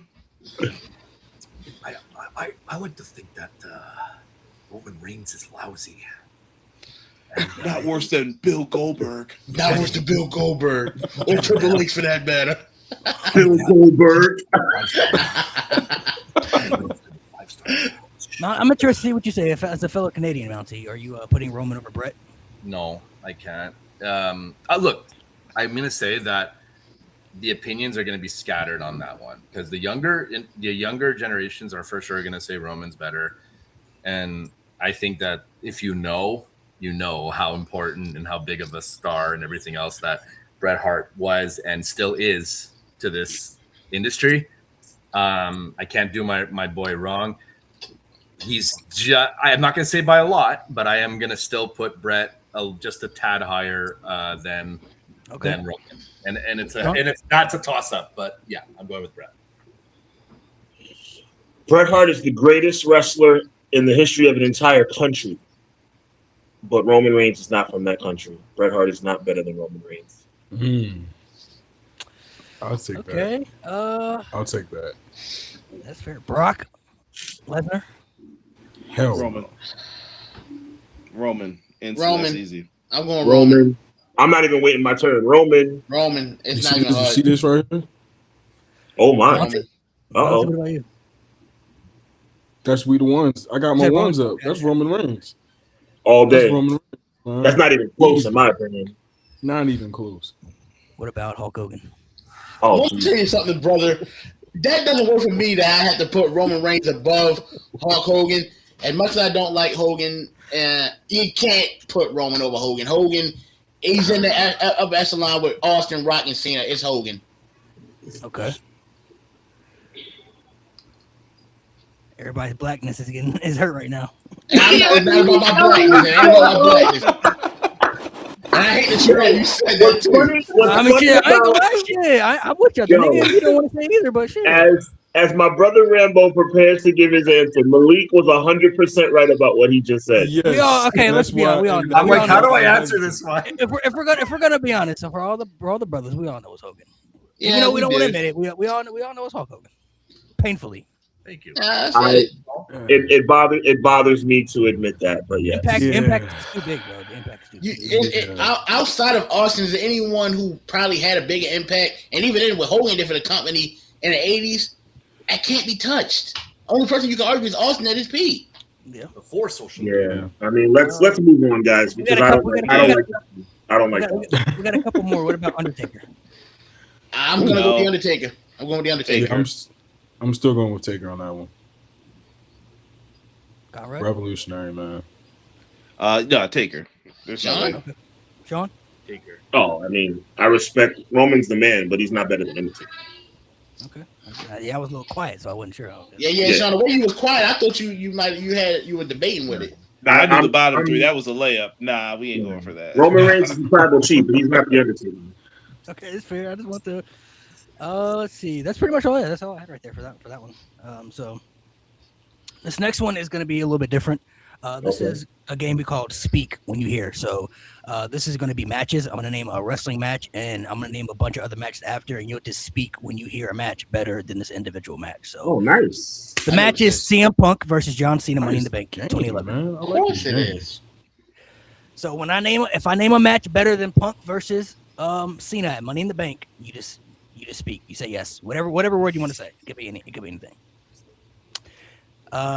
Kurt Angle versus Shawn Michaels at WrestleMania 21. Why are you doing this, man? Yes. Yeah, why are you I doing mean, this? Yes. I'm speaking.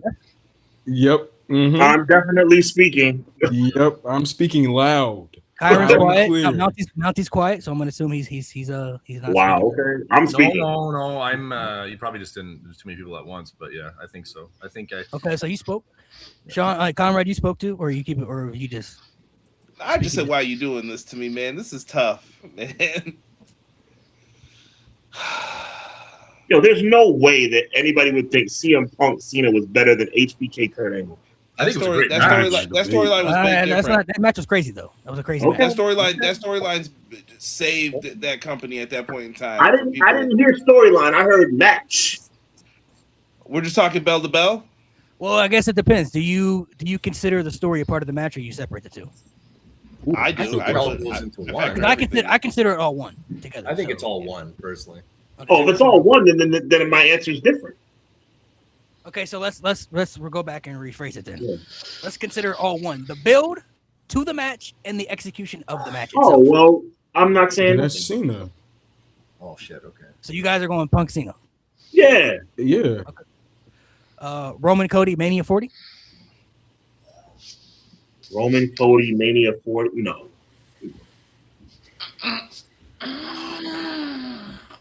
Okay, everybody's quiet, so I'm moving on. Mm, Johnny that's- Gargano, Tommaso Ciampa take over New Orleans. fantastic, but no. Oh, God. I'm still on that Cody. No speak. Yeah, me too. Still on that Okay, Cody okay. Roman one, man. That was freaking awesome. We'll move on. Bret Austin, WrestleMania 13. Oh, All I'm right, now speaking. I'm speaking. Yeah. I'm talking. Yeah. No, Talking. no. Yeah, I was Talking gonna say loudly, That's up there. talking Yeah. very One of loudly. the top 5 WrestleMania Yeah. matches of all time. Yes, No. sir. Harry, you not speaking? Yeah, I'm also. Wow! Wow!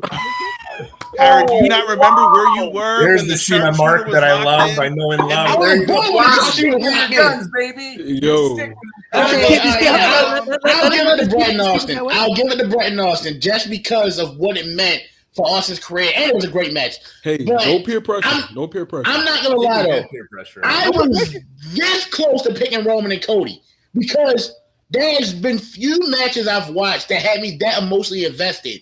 Look, every 5 WrestleManias I've reacted differently. When Daniel Bryan went WrestleMania 30, when Cody went WrestleMania 35, and then Cody WrestleMania 40 made me react differently.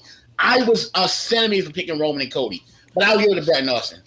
Let's go Brock versus Eddie at No Way Out when Eddie won the championship. No. Fantastic match, but I'm quiet. Okay. Rock Hogan, WrestleMania 18.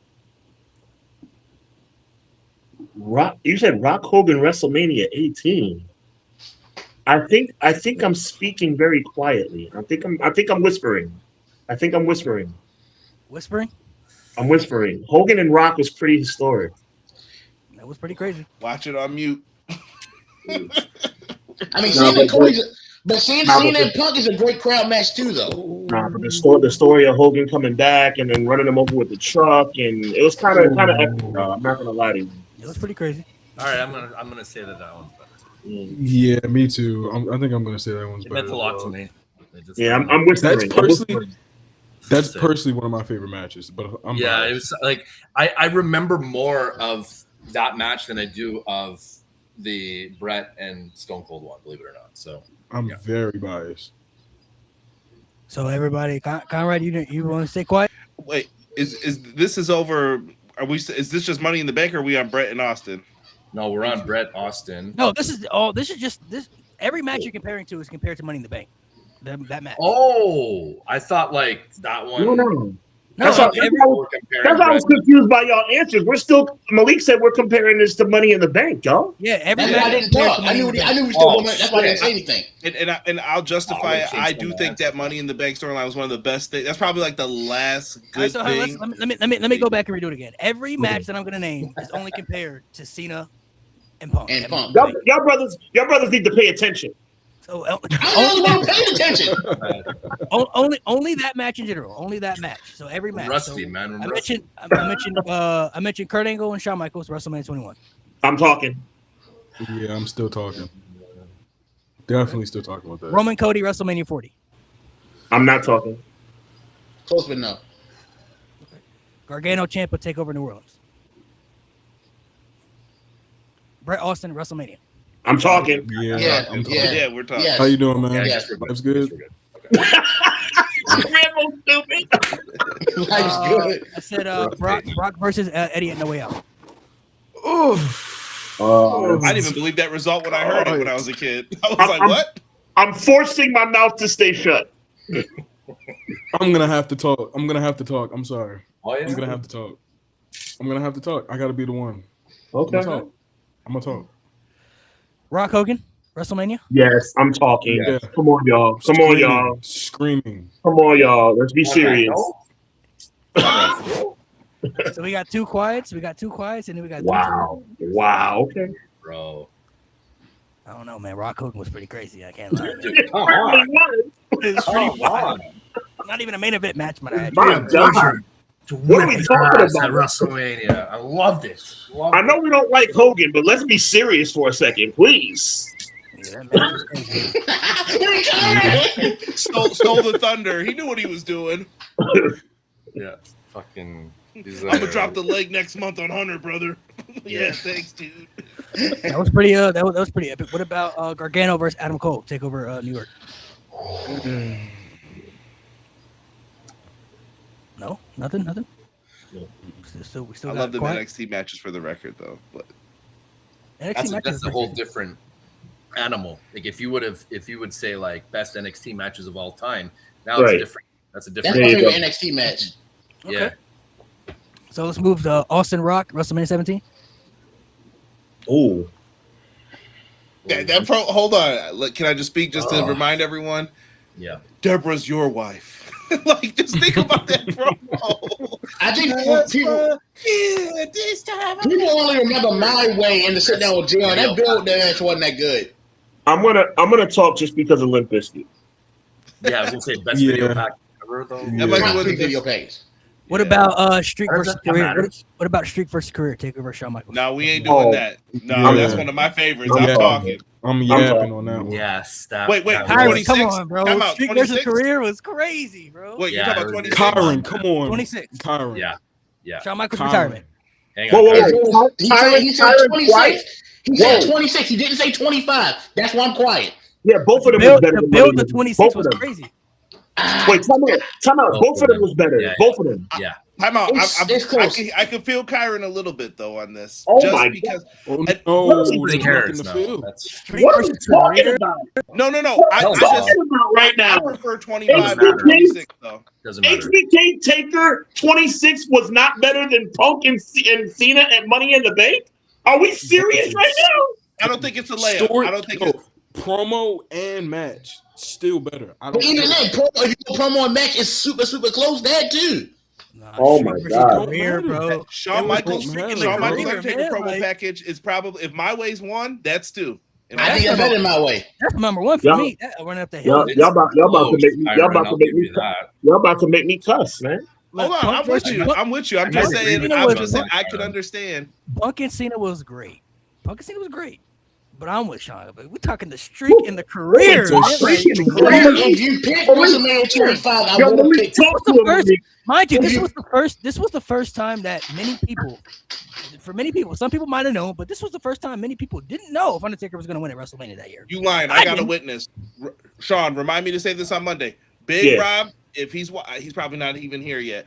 Big Rob knows. I yelled no the moment when he Yes, put it, you and he said did. on one condition. I said I woke up out of my sleep because I got off of work early that day, and I woke up to watch Raw, and I was like, no! I knew Sean was cooked. It was over, bro.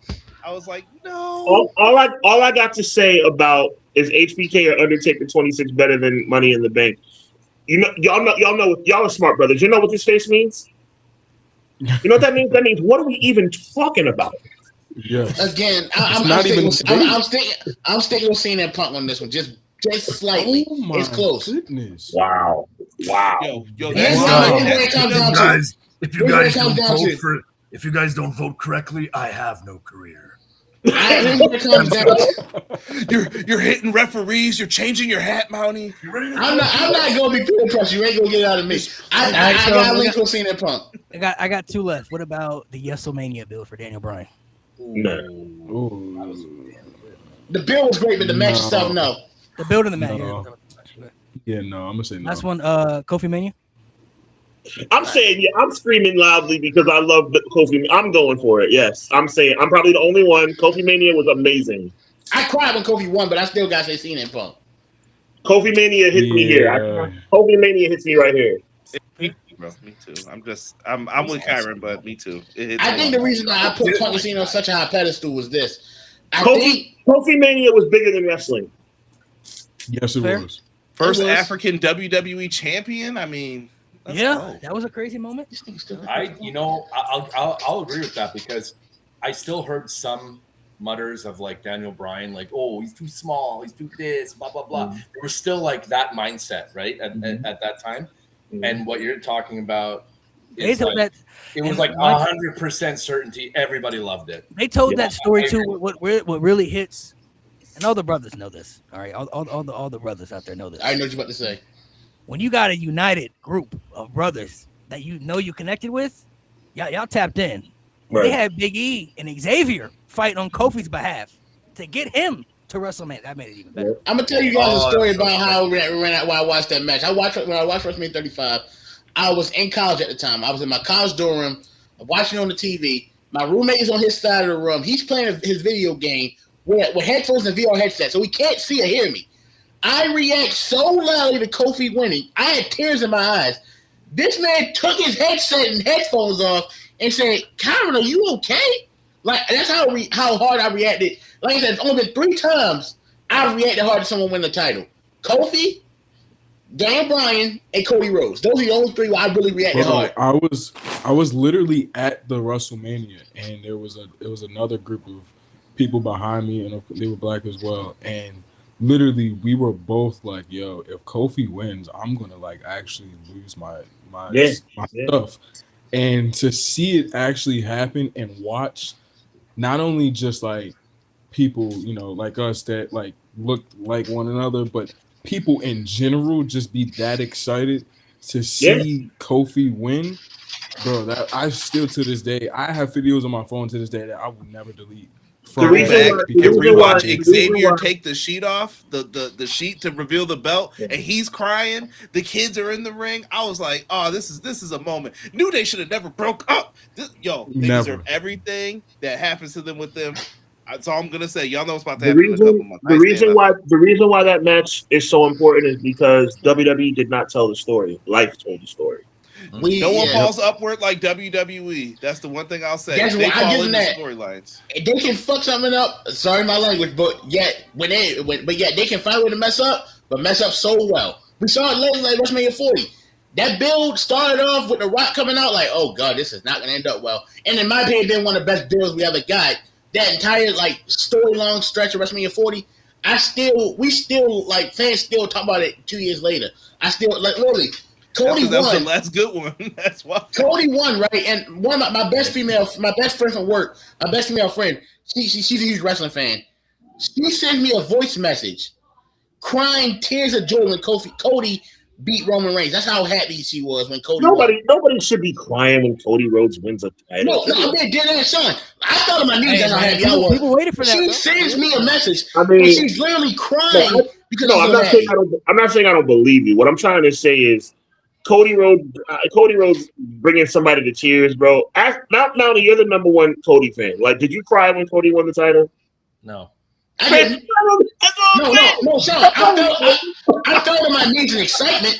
I almost threw up because I was so excited. I fell on my knees in excitement. No, because really what happened last year, my brother, he doesn't really watch like that no more. He was telling me Roman beat Cody. So I fall on my knees. I'm super excited. I just yell at my brother, acknowledge that.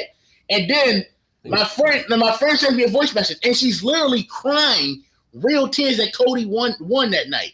No, I'm not saying you're lying to me, brother. I just Hey, everybody got their favorite. you know what I've always said about that match? You know what I've always said about that match? It's real easy to have an amazing main event when the whole left wing of the Hall of Fame was involved. I mean, even without the interference, it was still a good match, but the interference is what put it over the top. Okay. That's part of the story, man. That's Now, I did cry when Kofi won. When Kofi won the title, I did cry when that happened. No, matter of fact, Kofi's the only time. Kofi is the. I've cried 2 times in wrestling, gentlemen. You want to help? You know those 2 times? Those When 2 the times. boyhood dream came true. No, it was. Get out of my ring. I almost cried. I cried when Shawn Michaels threw, because you're close. When Shawn Michaels threw Marty Jannetty through the plate glass window of the barbershop. I cried. Wait. What you mean? Hold on. Jannetty tried to escape, bro. He tried to escape. Get it right. Oh, He bro. escaped through the window, Sean. I never said I was justified. I learned later in life that it was all Marty's fault. I understand that now. Right. Marty tried to jump through the window. That's what happened. And the second time was when Kofi won the title. Coward. What a coward. The only time I've ever really got super, super emotional with wrestling that I can remember, John Cena's last match for sure. I cried when that video package played. Me and Kyrie were down here crying real. Like my brother was crying. You know real that tears. that was me, Mark. That's our era. That's my guy right there, man. So like that broke me. That for me, there's been a few times throughout my life, but like you guys have experienced, but now we're starting to experience it for our era. That's when John Cena retired. That was a part of my childhood that died that night. Like Sure. this is a part of my childhood that is now over. That makes sense, bro. I like when they played that video package. I'm sitting here, Kyrie sitting right there. I look over and that's literally he has nothing but tears coming out of his eyes. I would say for me it was three like the real stuff. You know, like Roman Reigns leukemia announcement. Ooh, That had yes, I was out teared up. Daniel Bryan retiring, like that was for me. Teared up there. And Hulk Hogan's actually Macho Man's tribute video and Hulk Hogan's tribute video. For me, that's all real stuff. I'm trying to think of like actual like matches. For me, one of the biggest ones for me personally was the Eddie tribute. I think we all lost it there. I will never forget that. Oh, that makes three. That's like our Owen. That makes three. I cried when Owen passed. See, to me, there's only been two wrestlers' deaths that really made me emotional. Not saying I wasn't sad for other wrestlers' death, but that really hit me: Eddie Guerrero and Bray Wyatt. Bray Wyatt's passing. I was just sitting there at work on my lunch break, and I see the tweet from Triple H and Sean Ross Sapp. I'm like, please tell me this isn't real. And I get and Malik and Market and Conrad because we're in the Instagram chat. I just sat there like, bro, this got me feeling some type of way I just wasn't expecting. And those videos, Harper so similar, like not similar, but it was a shock, like his, you know. That just came. Yeah, it was. Conrad, what about you, man? I know you cried when Shawn Michaels won the title. Conrad doesn't cry. No, not for the most part. I usually don't. Like I do the goosebumps. Sean knows. Like if I get the goosebumps, I was like, "Oh, that was a good moment." I'm thinking about it. I gotta hit the rock one time. You do this bullshit. And another time I cried with kayfabe was when Vince McMahon debuted the do-rag. That was so beautiful. We're still We're doing it, guys. We're doing it. To end it off, I want everybody to answer this because we're talking about the emotional stuff, but I want to know about the controversial stuff too. The number one thing in your mind that pops into your head, whatever it may be, the one time that wrestling made you mad, that genuinely made you infuriated. First thing that pops into your mind. Well, Malik, I know yours is the Fiend and Hell in a Cell match. That's the only time I see you get angry. That's easily the number one answer for me. Rollins versus Fiend Hell in a Cell match is the only time throughout my entire life that I ever questioned if I ever wanted to continue watching wrestling. It's the only time I've ever felt that way. I've never felt that way through any match. I got a couple. Any other story, but that after watching that match, I genuinely felt something in my fandom where I was like, I don't know if I want to watch anymore. And I never. That's why I hate it so much because I've never felt that way about anything in wrestling. That match in particular made me feel something that I never want to feel again. I don't blame you. I don't blame you. I got a couple.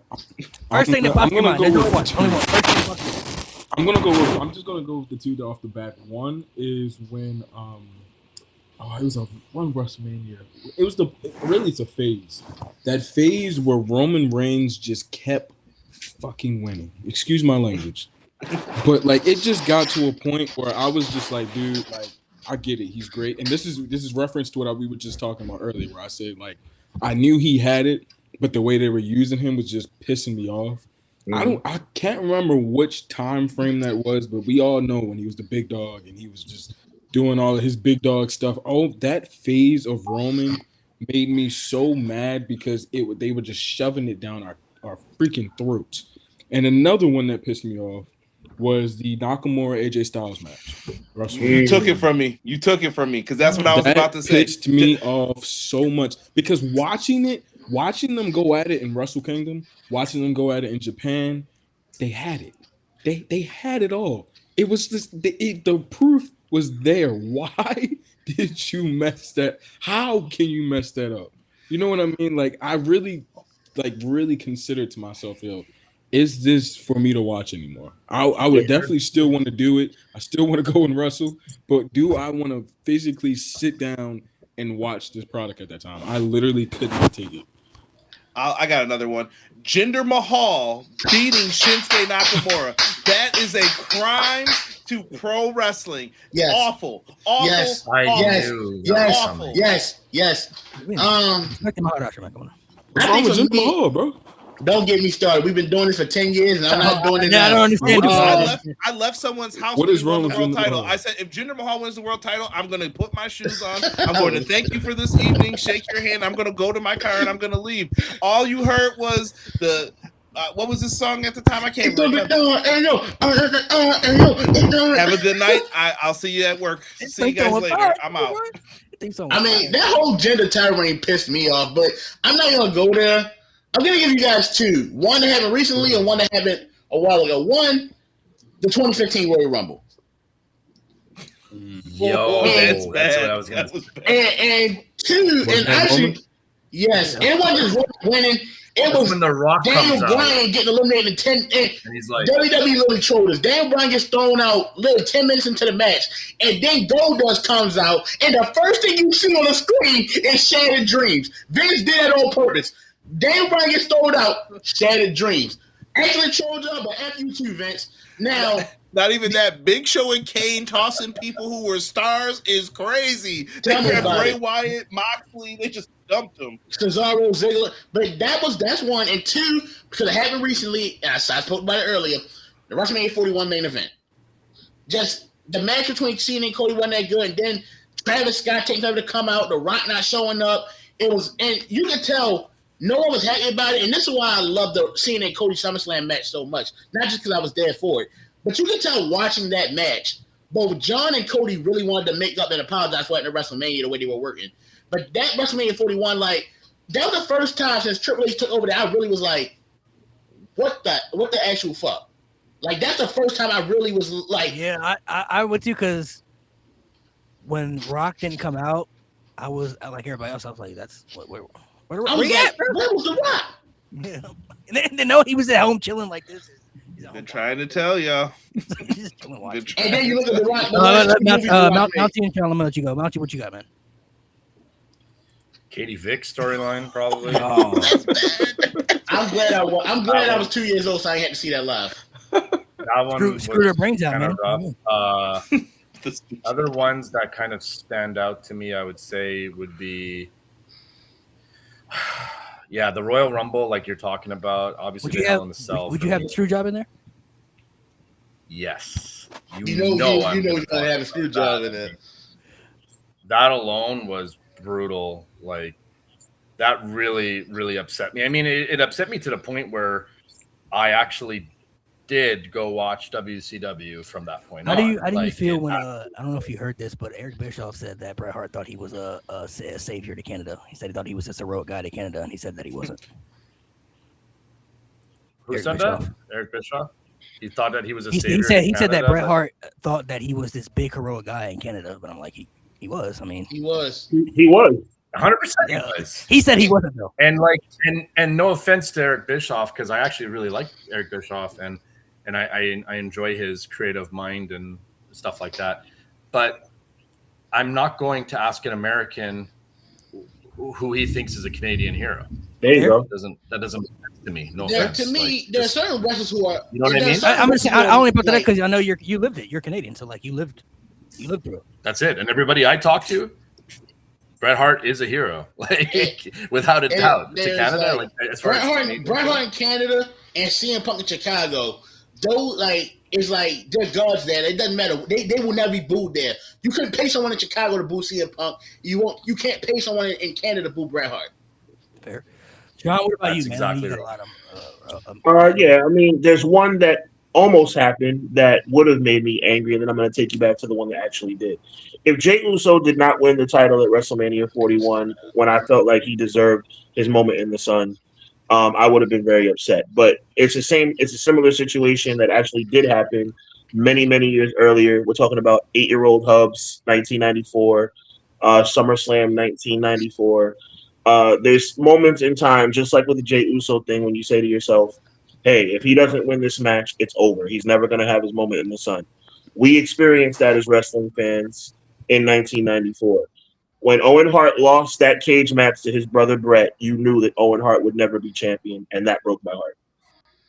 Fair, because he definitely should have won that match. So I definitely agree. Just in the fact where they had Brett doing that WrestleMania, you could have Owen win the cage match and then drop it back to Brett at WrestleMania or something. That would have been better off. And then you had Kevin Nash win the title. The agenda was Diesel. Yeah, to your point, Kyron. I just feel like resumes matter. You know, the fact that Malik, 30 seconds or less. The fact that people like Mr. Perfect, Owen, Scott Hall don't have world titles on their resume, that's a crime. I agree, 100%. I want to mention another one that, you know, because we had such high praise. We have such high praise for Kofi Mania and everything. Mm-hmm. And this doesn't discount it in any way, but I really hated how he lost. Sure. Oh my! That was the first episode of SmackDown. That was the first episode of SmackDown I had watched in months. Because like I told you, at WrestleMania 35, I pieced out. I was not watching weekly, but because this is a big week because this is the first week of AEW. You know, I'm gonna watch every show this week. Raw sucked, NXT was solid, AEW was good. Then we get to SmackDown. First episode of SmackDown on Fox. I'm like, okay, I know Kofi's not gonna win this match. I already know it. The match ended in less than 5 seconds, and then Cain Velasquez comes out. And this is the worst part. Not only the fact that Kofi lost and got beat like that, or they transitioned to Cain Velasquez with Brock Lesnar, no one gave a damn about. But Kofi didn't even care. Like, he comes out the next week, dancing with the New Day throwing pancakes. He cut a promo the next week. Like, mind you, 2 days later, Fiends and Rollins telling us all happened. 2 days after that. I picked a great time to come back, didn't I, guys? 2 days later, we had Fiend and Rollins telling us. Wow, that's terrible. Wow. Dark times, man. Dark times. Look, fellas, it's been a pleasure to get with you guys, man. I appreciate you guys taking the time out of your schedule to. Let's do it again soon. We still 4 years later, we still got the chemistry. We still got that chemistry. All 6 of us. I appreciate you guys. We were on here for about 2 hours, man. So I think appreciate you guys taking the time out of your day to squeeze some time in there to be a part of this, man. It was a great time, man. So we'll definitely have to do it again. You guys always have your takes and opinions. It's always fun to shebang off each other, man. So make sure you guys go check out all the stuff. I know Conrad does his podcast. He does Dynamite reviews. You don't really do the WWE reviews anymore, do you? Like you used to. Me and Sean do them on Clash Monday, 6:05 Eastern Standard Time. You don't do them on your own show. I know you used to do like the Raw reviews and shit like that, but not Raw. We kind of recap it every week. We bundle it up and we keep it a buck. So make sure you guys go check that out and all the other stuff, man. I appreciate you guys once again coming through, man. This was a good time. Always good to hear your takes and opinions. You know, it's always fun to connect to people that you started with, man. You guys were the first group that I connected with, the friends, when I started to get into the wrestling community via the internet, because none of us had, to my knowledge, people like friends in our lives that kind of were watching anymore. So it was kind of just like, you get on the internet and try to find people who watch wrestling, because not everybody. We're in a community where like it's not like the Harry Potter or like the Star Wars, like that. Like we're in a community where like not everybody understands wrestling, not everybody watches wrestling, because when you get to a certain age, it's uncool, for certain people. You know what I mean? So it's like, when you stick with it and you get older, you instantly connect with people. I don't know if you guys ever went to school with people that were like, you didn't know them, but then when you found out they're a wrestling fan, you was like, you got to say something. We're cool now. Yeah, cool. Like, now we're cool, man. Because that's how me and Mark became friends. We went to the same high school. Let me ask you a question. Let me ask you guys a question. Have you guys ever been like, sort of like either met somebody, bumped into worked with somebody, and like somebody makes a wrestling reference, and then you kind of look at each other like, you still watch? And then they're like, I kind of do. Do you? Okay, yeah, I do. And then like you're cool, you know what I mean? But like that's the exact way me and Mark met. It's no different than when you see the wrestling shirt when you're walking by, like you're at a Fridays or something. Then you see someone with the Bullet Club shirt that you kind of just do the. Hey, can I tell you this one story, please? So I'm at my my meetings that I go to. You guys know I've been sober for 4 years and stuff, right? Thank you, appreciate it. And this guy comes in, right? This older gentleman, nice guy, right? And he's got a freaking NWO Wolfpack shirt on. So I'm like, that's pretty freaking specific. You know what I mean? So I go outside and I'm like, hey, what's up, man? And he just kind of looks up at my thing and he looks down and he has no idea what to do. And I'm like, oh, this is unacceptable. And I was actually upset about it. I was so mad. I called a wrestling buddy of mine. I'm like, you're never gonna believe what just happened. I give him the too sweet. He doesn't even do it. Like, even if you don't know what I'm doing, like, do it. He got the shirt. He got the shirt on. Don't even know what it means. He pulled the Kylie Jenner. How dare you? How dare you put on that shirt and not do this when I walk past you? How dare you? I would have been upset too. I would have been upset too. How dare you? Oh my goodness. That would have been like if one of us that would have been like if one of us, like if Kyron and Mark and I, like we walked up to a Cena, like somebody who had a John Cena shirt on, and we were just like this, and they were just like, yeah. No, man, you take that shirt off. I would tell you to take it off. I would tell you to take it off. You don't do that. You don't do that. Take that shit off. I almost ripped the shirt off. Like, you know, like when Andre rips the cross off. I almost wanted to do that to his shirt. Andre, what are you doing, brother? Oh, I thought we were friends. I ripped the shirt. You say You ripped the heart out of the little Hulkamaniacs, dude. Look at the passion in Mounty's face. Look at the passion in Mounty's face. Hold on, did you say anything? Did you say anything to him after he didn't do it, or you just kind of like walked away? I walked away. I told him, I was like, do you not know what I'm talking about? I'm like, that's NWO. That's Too Sweet. That's Wolfpack. Like, and he's just, I don't know. And he just like looked the other way and like talked about something else. And I'm just like, Brother Mounty, you know what the problem? You know what the problem really is? The problem really is the realization, gentlemen. The realization that SOB put that shirt on just to run to the grocery store or run to the meeting and didn't give a crap what it was. Yes. bro, that's my thing. It's like, dude, come on, you know. Wear the shirt, man. You got to know it, man. You got to know it. Bro, you can't. And I did that mistake one time. We were going somewhere real quick, and I put on this hoodie, and it was an anime hoodie. I don't know nothing about anime, right? So I put on the hoodie, went out somewhere, and somebody had noticed that I had it and said something to me. No idea what they meant. I was like, I ain't gonna to go home. Know what they meant. Listen, it happens. I get it. It happens once in a while. Somebody like named Sean or something, or has like a Seattle hat, and I'm like, shit, you like? Because it has the S, right? I'm like, oh, you like the Mariners? No, I just like it because my name is Sam. Oh. Actually, I do have a black Yankees hat that I wear, but I'm not a Yankees fan. I wear a lot of black. Because I wear a lot of black, and it's black and white, but that's it. I mean, sometimes though, so I'll be fair. Sometimes people do wear things because of the colors, though. To be fair, like the colors may. Oh yeah, throwback jersey era. Y'all remember that probably? No. But listen, I gotta back Malik. Good point, but I gotta co-sign. I was not though. No, I know you are. What I'm saying is though, to your point, you can wear clothing of a team that you're not a fan of. But you need to know what team it is. Yeah. Not knowing NWO. If I walk in the city and I see somebody with a number 8 jersey that says Jackson in the back, and he don't know who Lamar Jackson is, we might fight. Hashtag wrestling fashion, right? Yo, I agree. Like I would have been a little upset too. God bless you're wearing a Michael Jordan jersey, and I ask you why you wear it, and you say you like the color red. I need to punch you directly in the mouth. No, bro. Listen, man. And this guy, he's God bless him, bless his soul. Great dude. But you quit drinking. Don't tell me you don't have fucking time on your hands, okay, buddy? Like you do. All right, enough. Do a Google search NWO and come to the meeting, or else I'm not letting you in next time.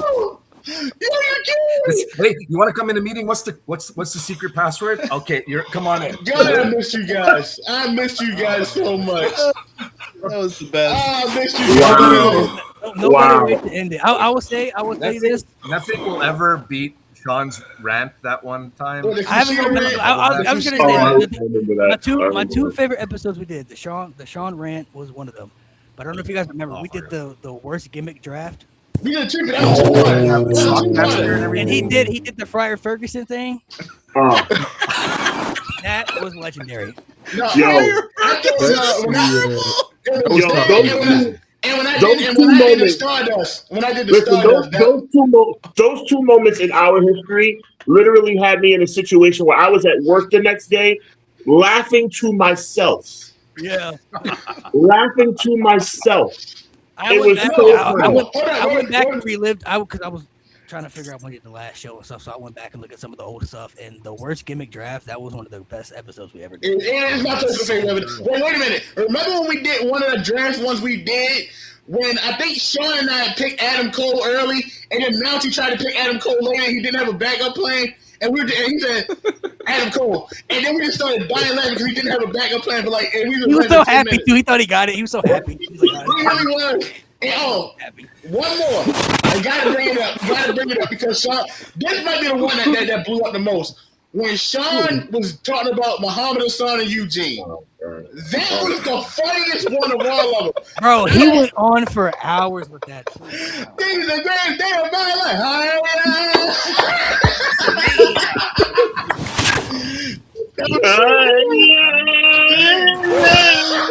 Bro, those He's got a episodes were YouTube so. channel. He's got a YouTube channel now. I can't take it serious. Oh God!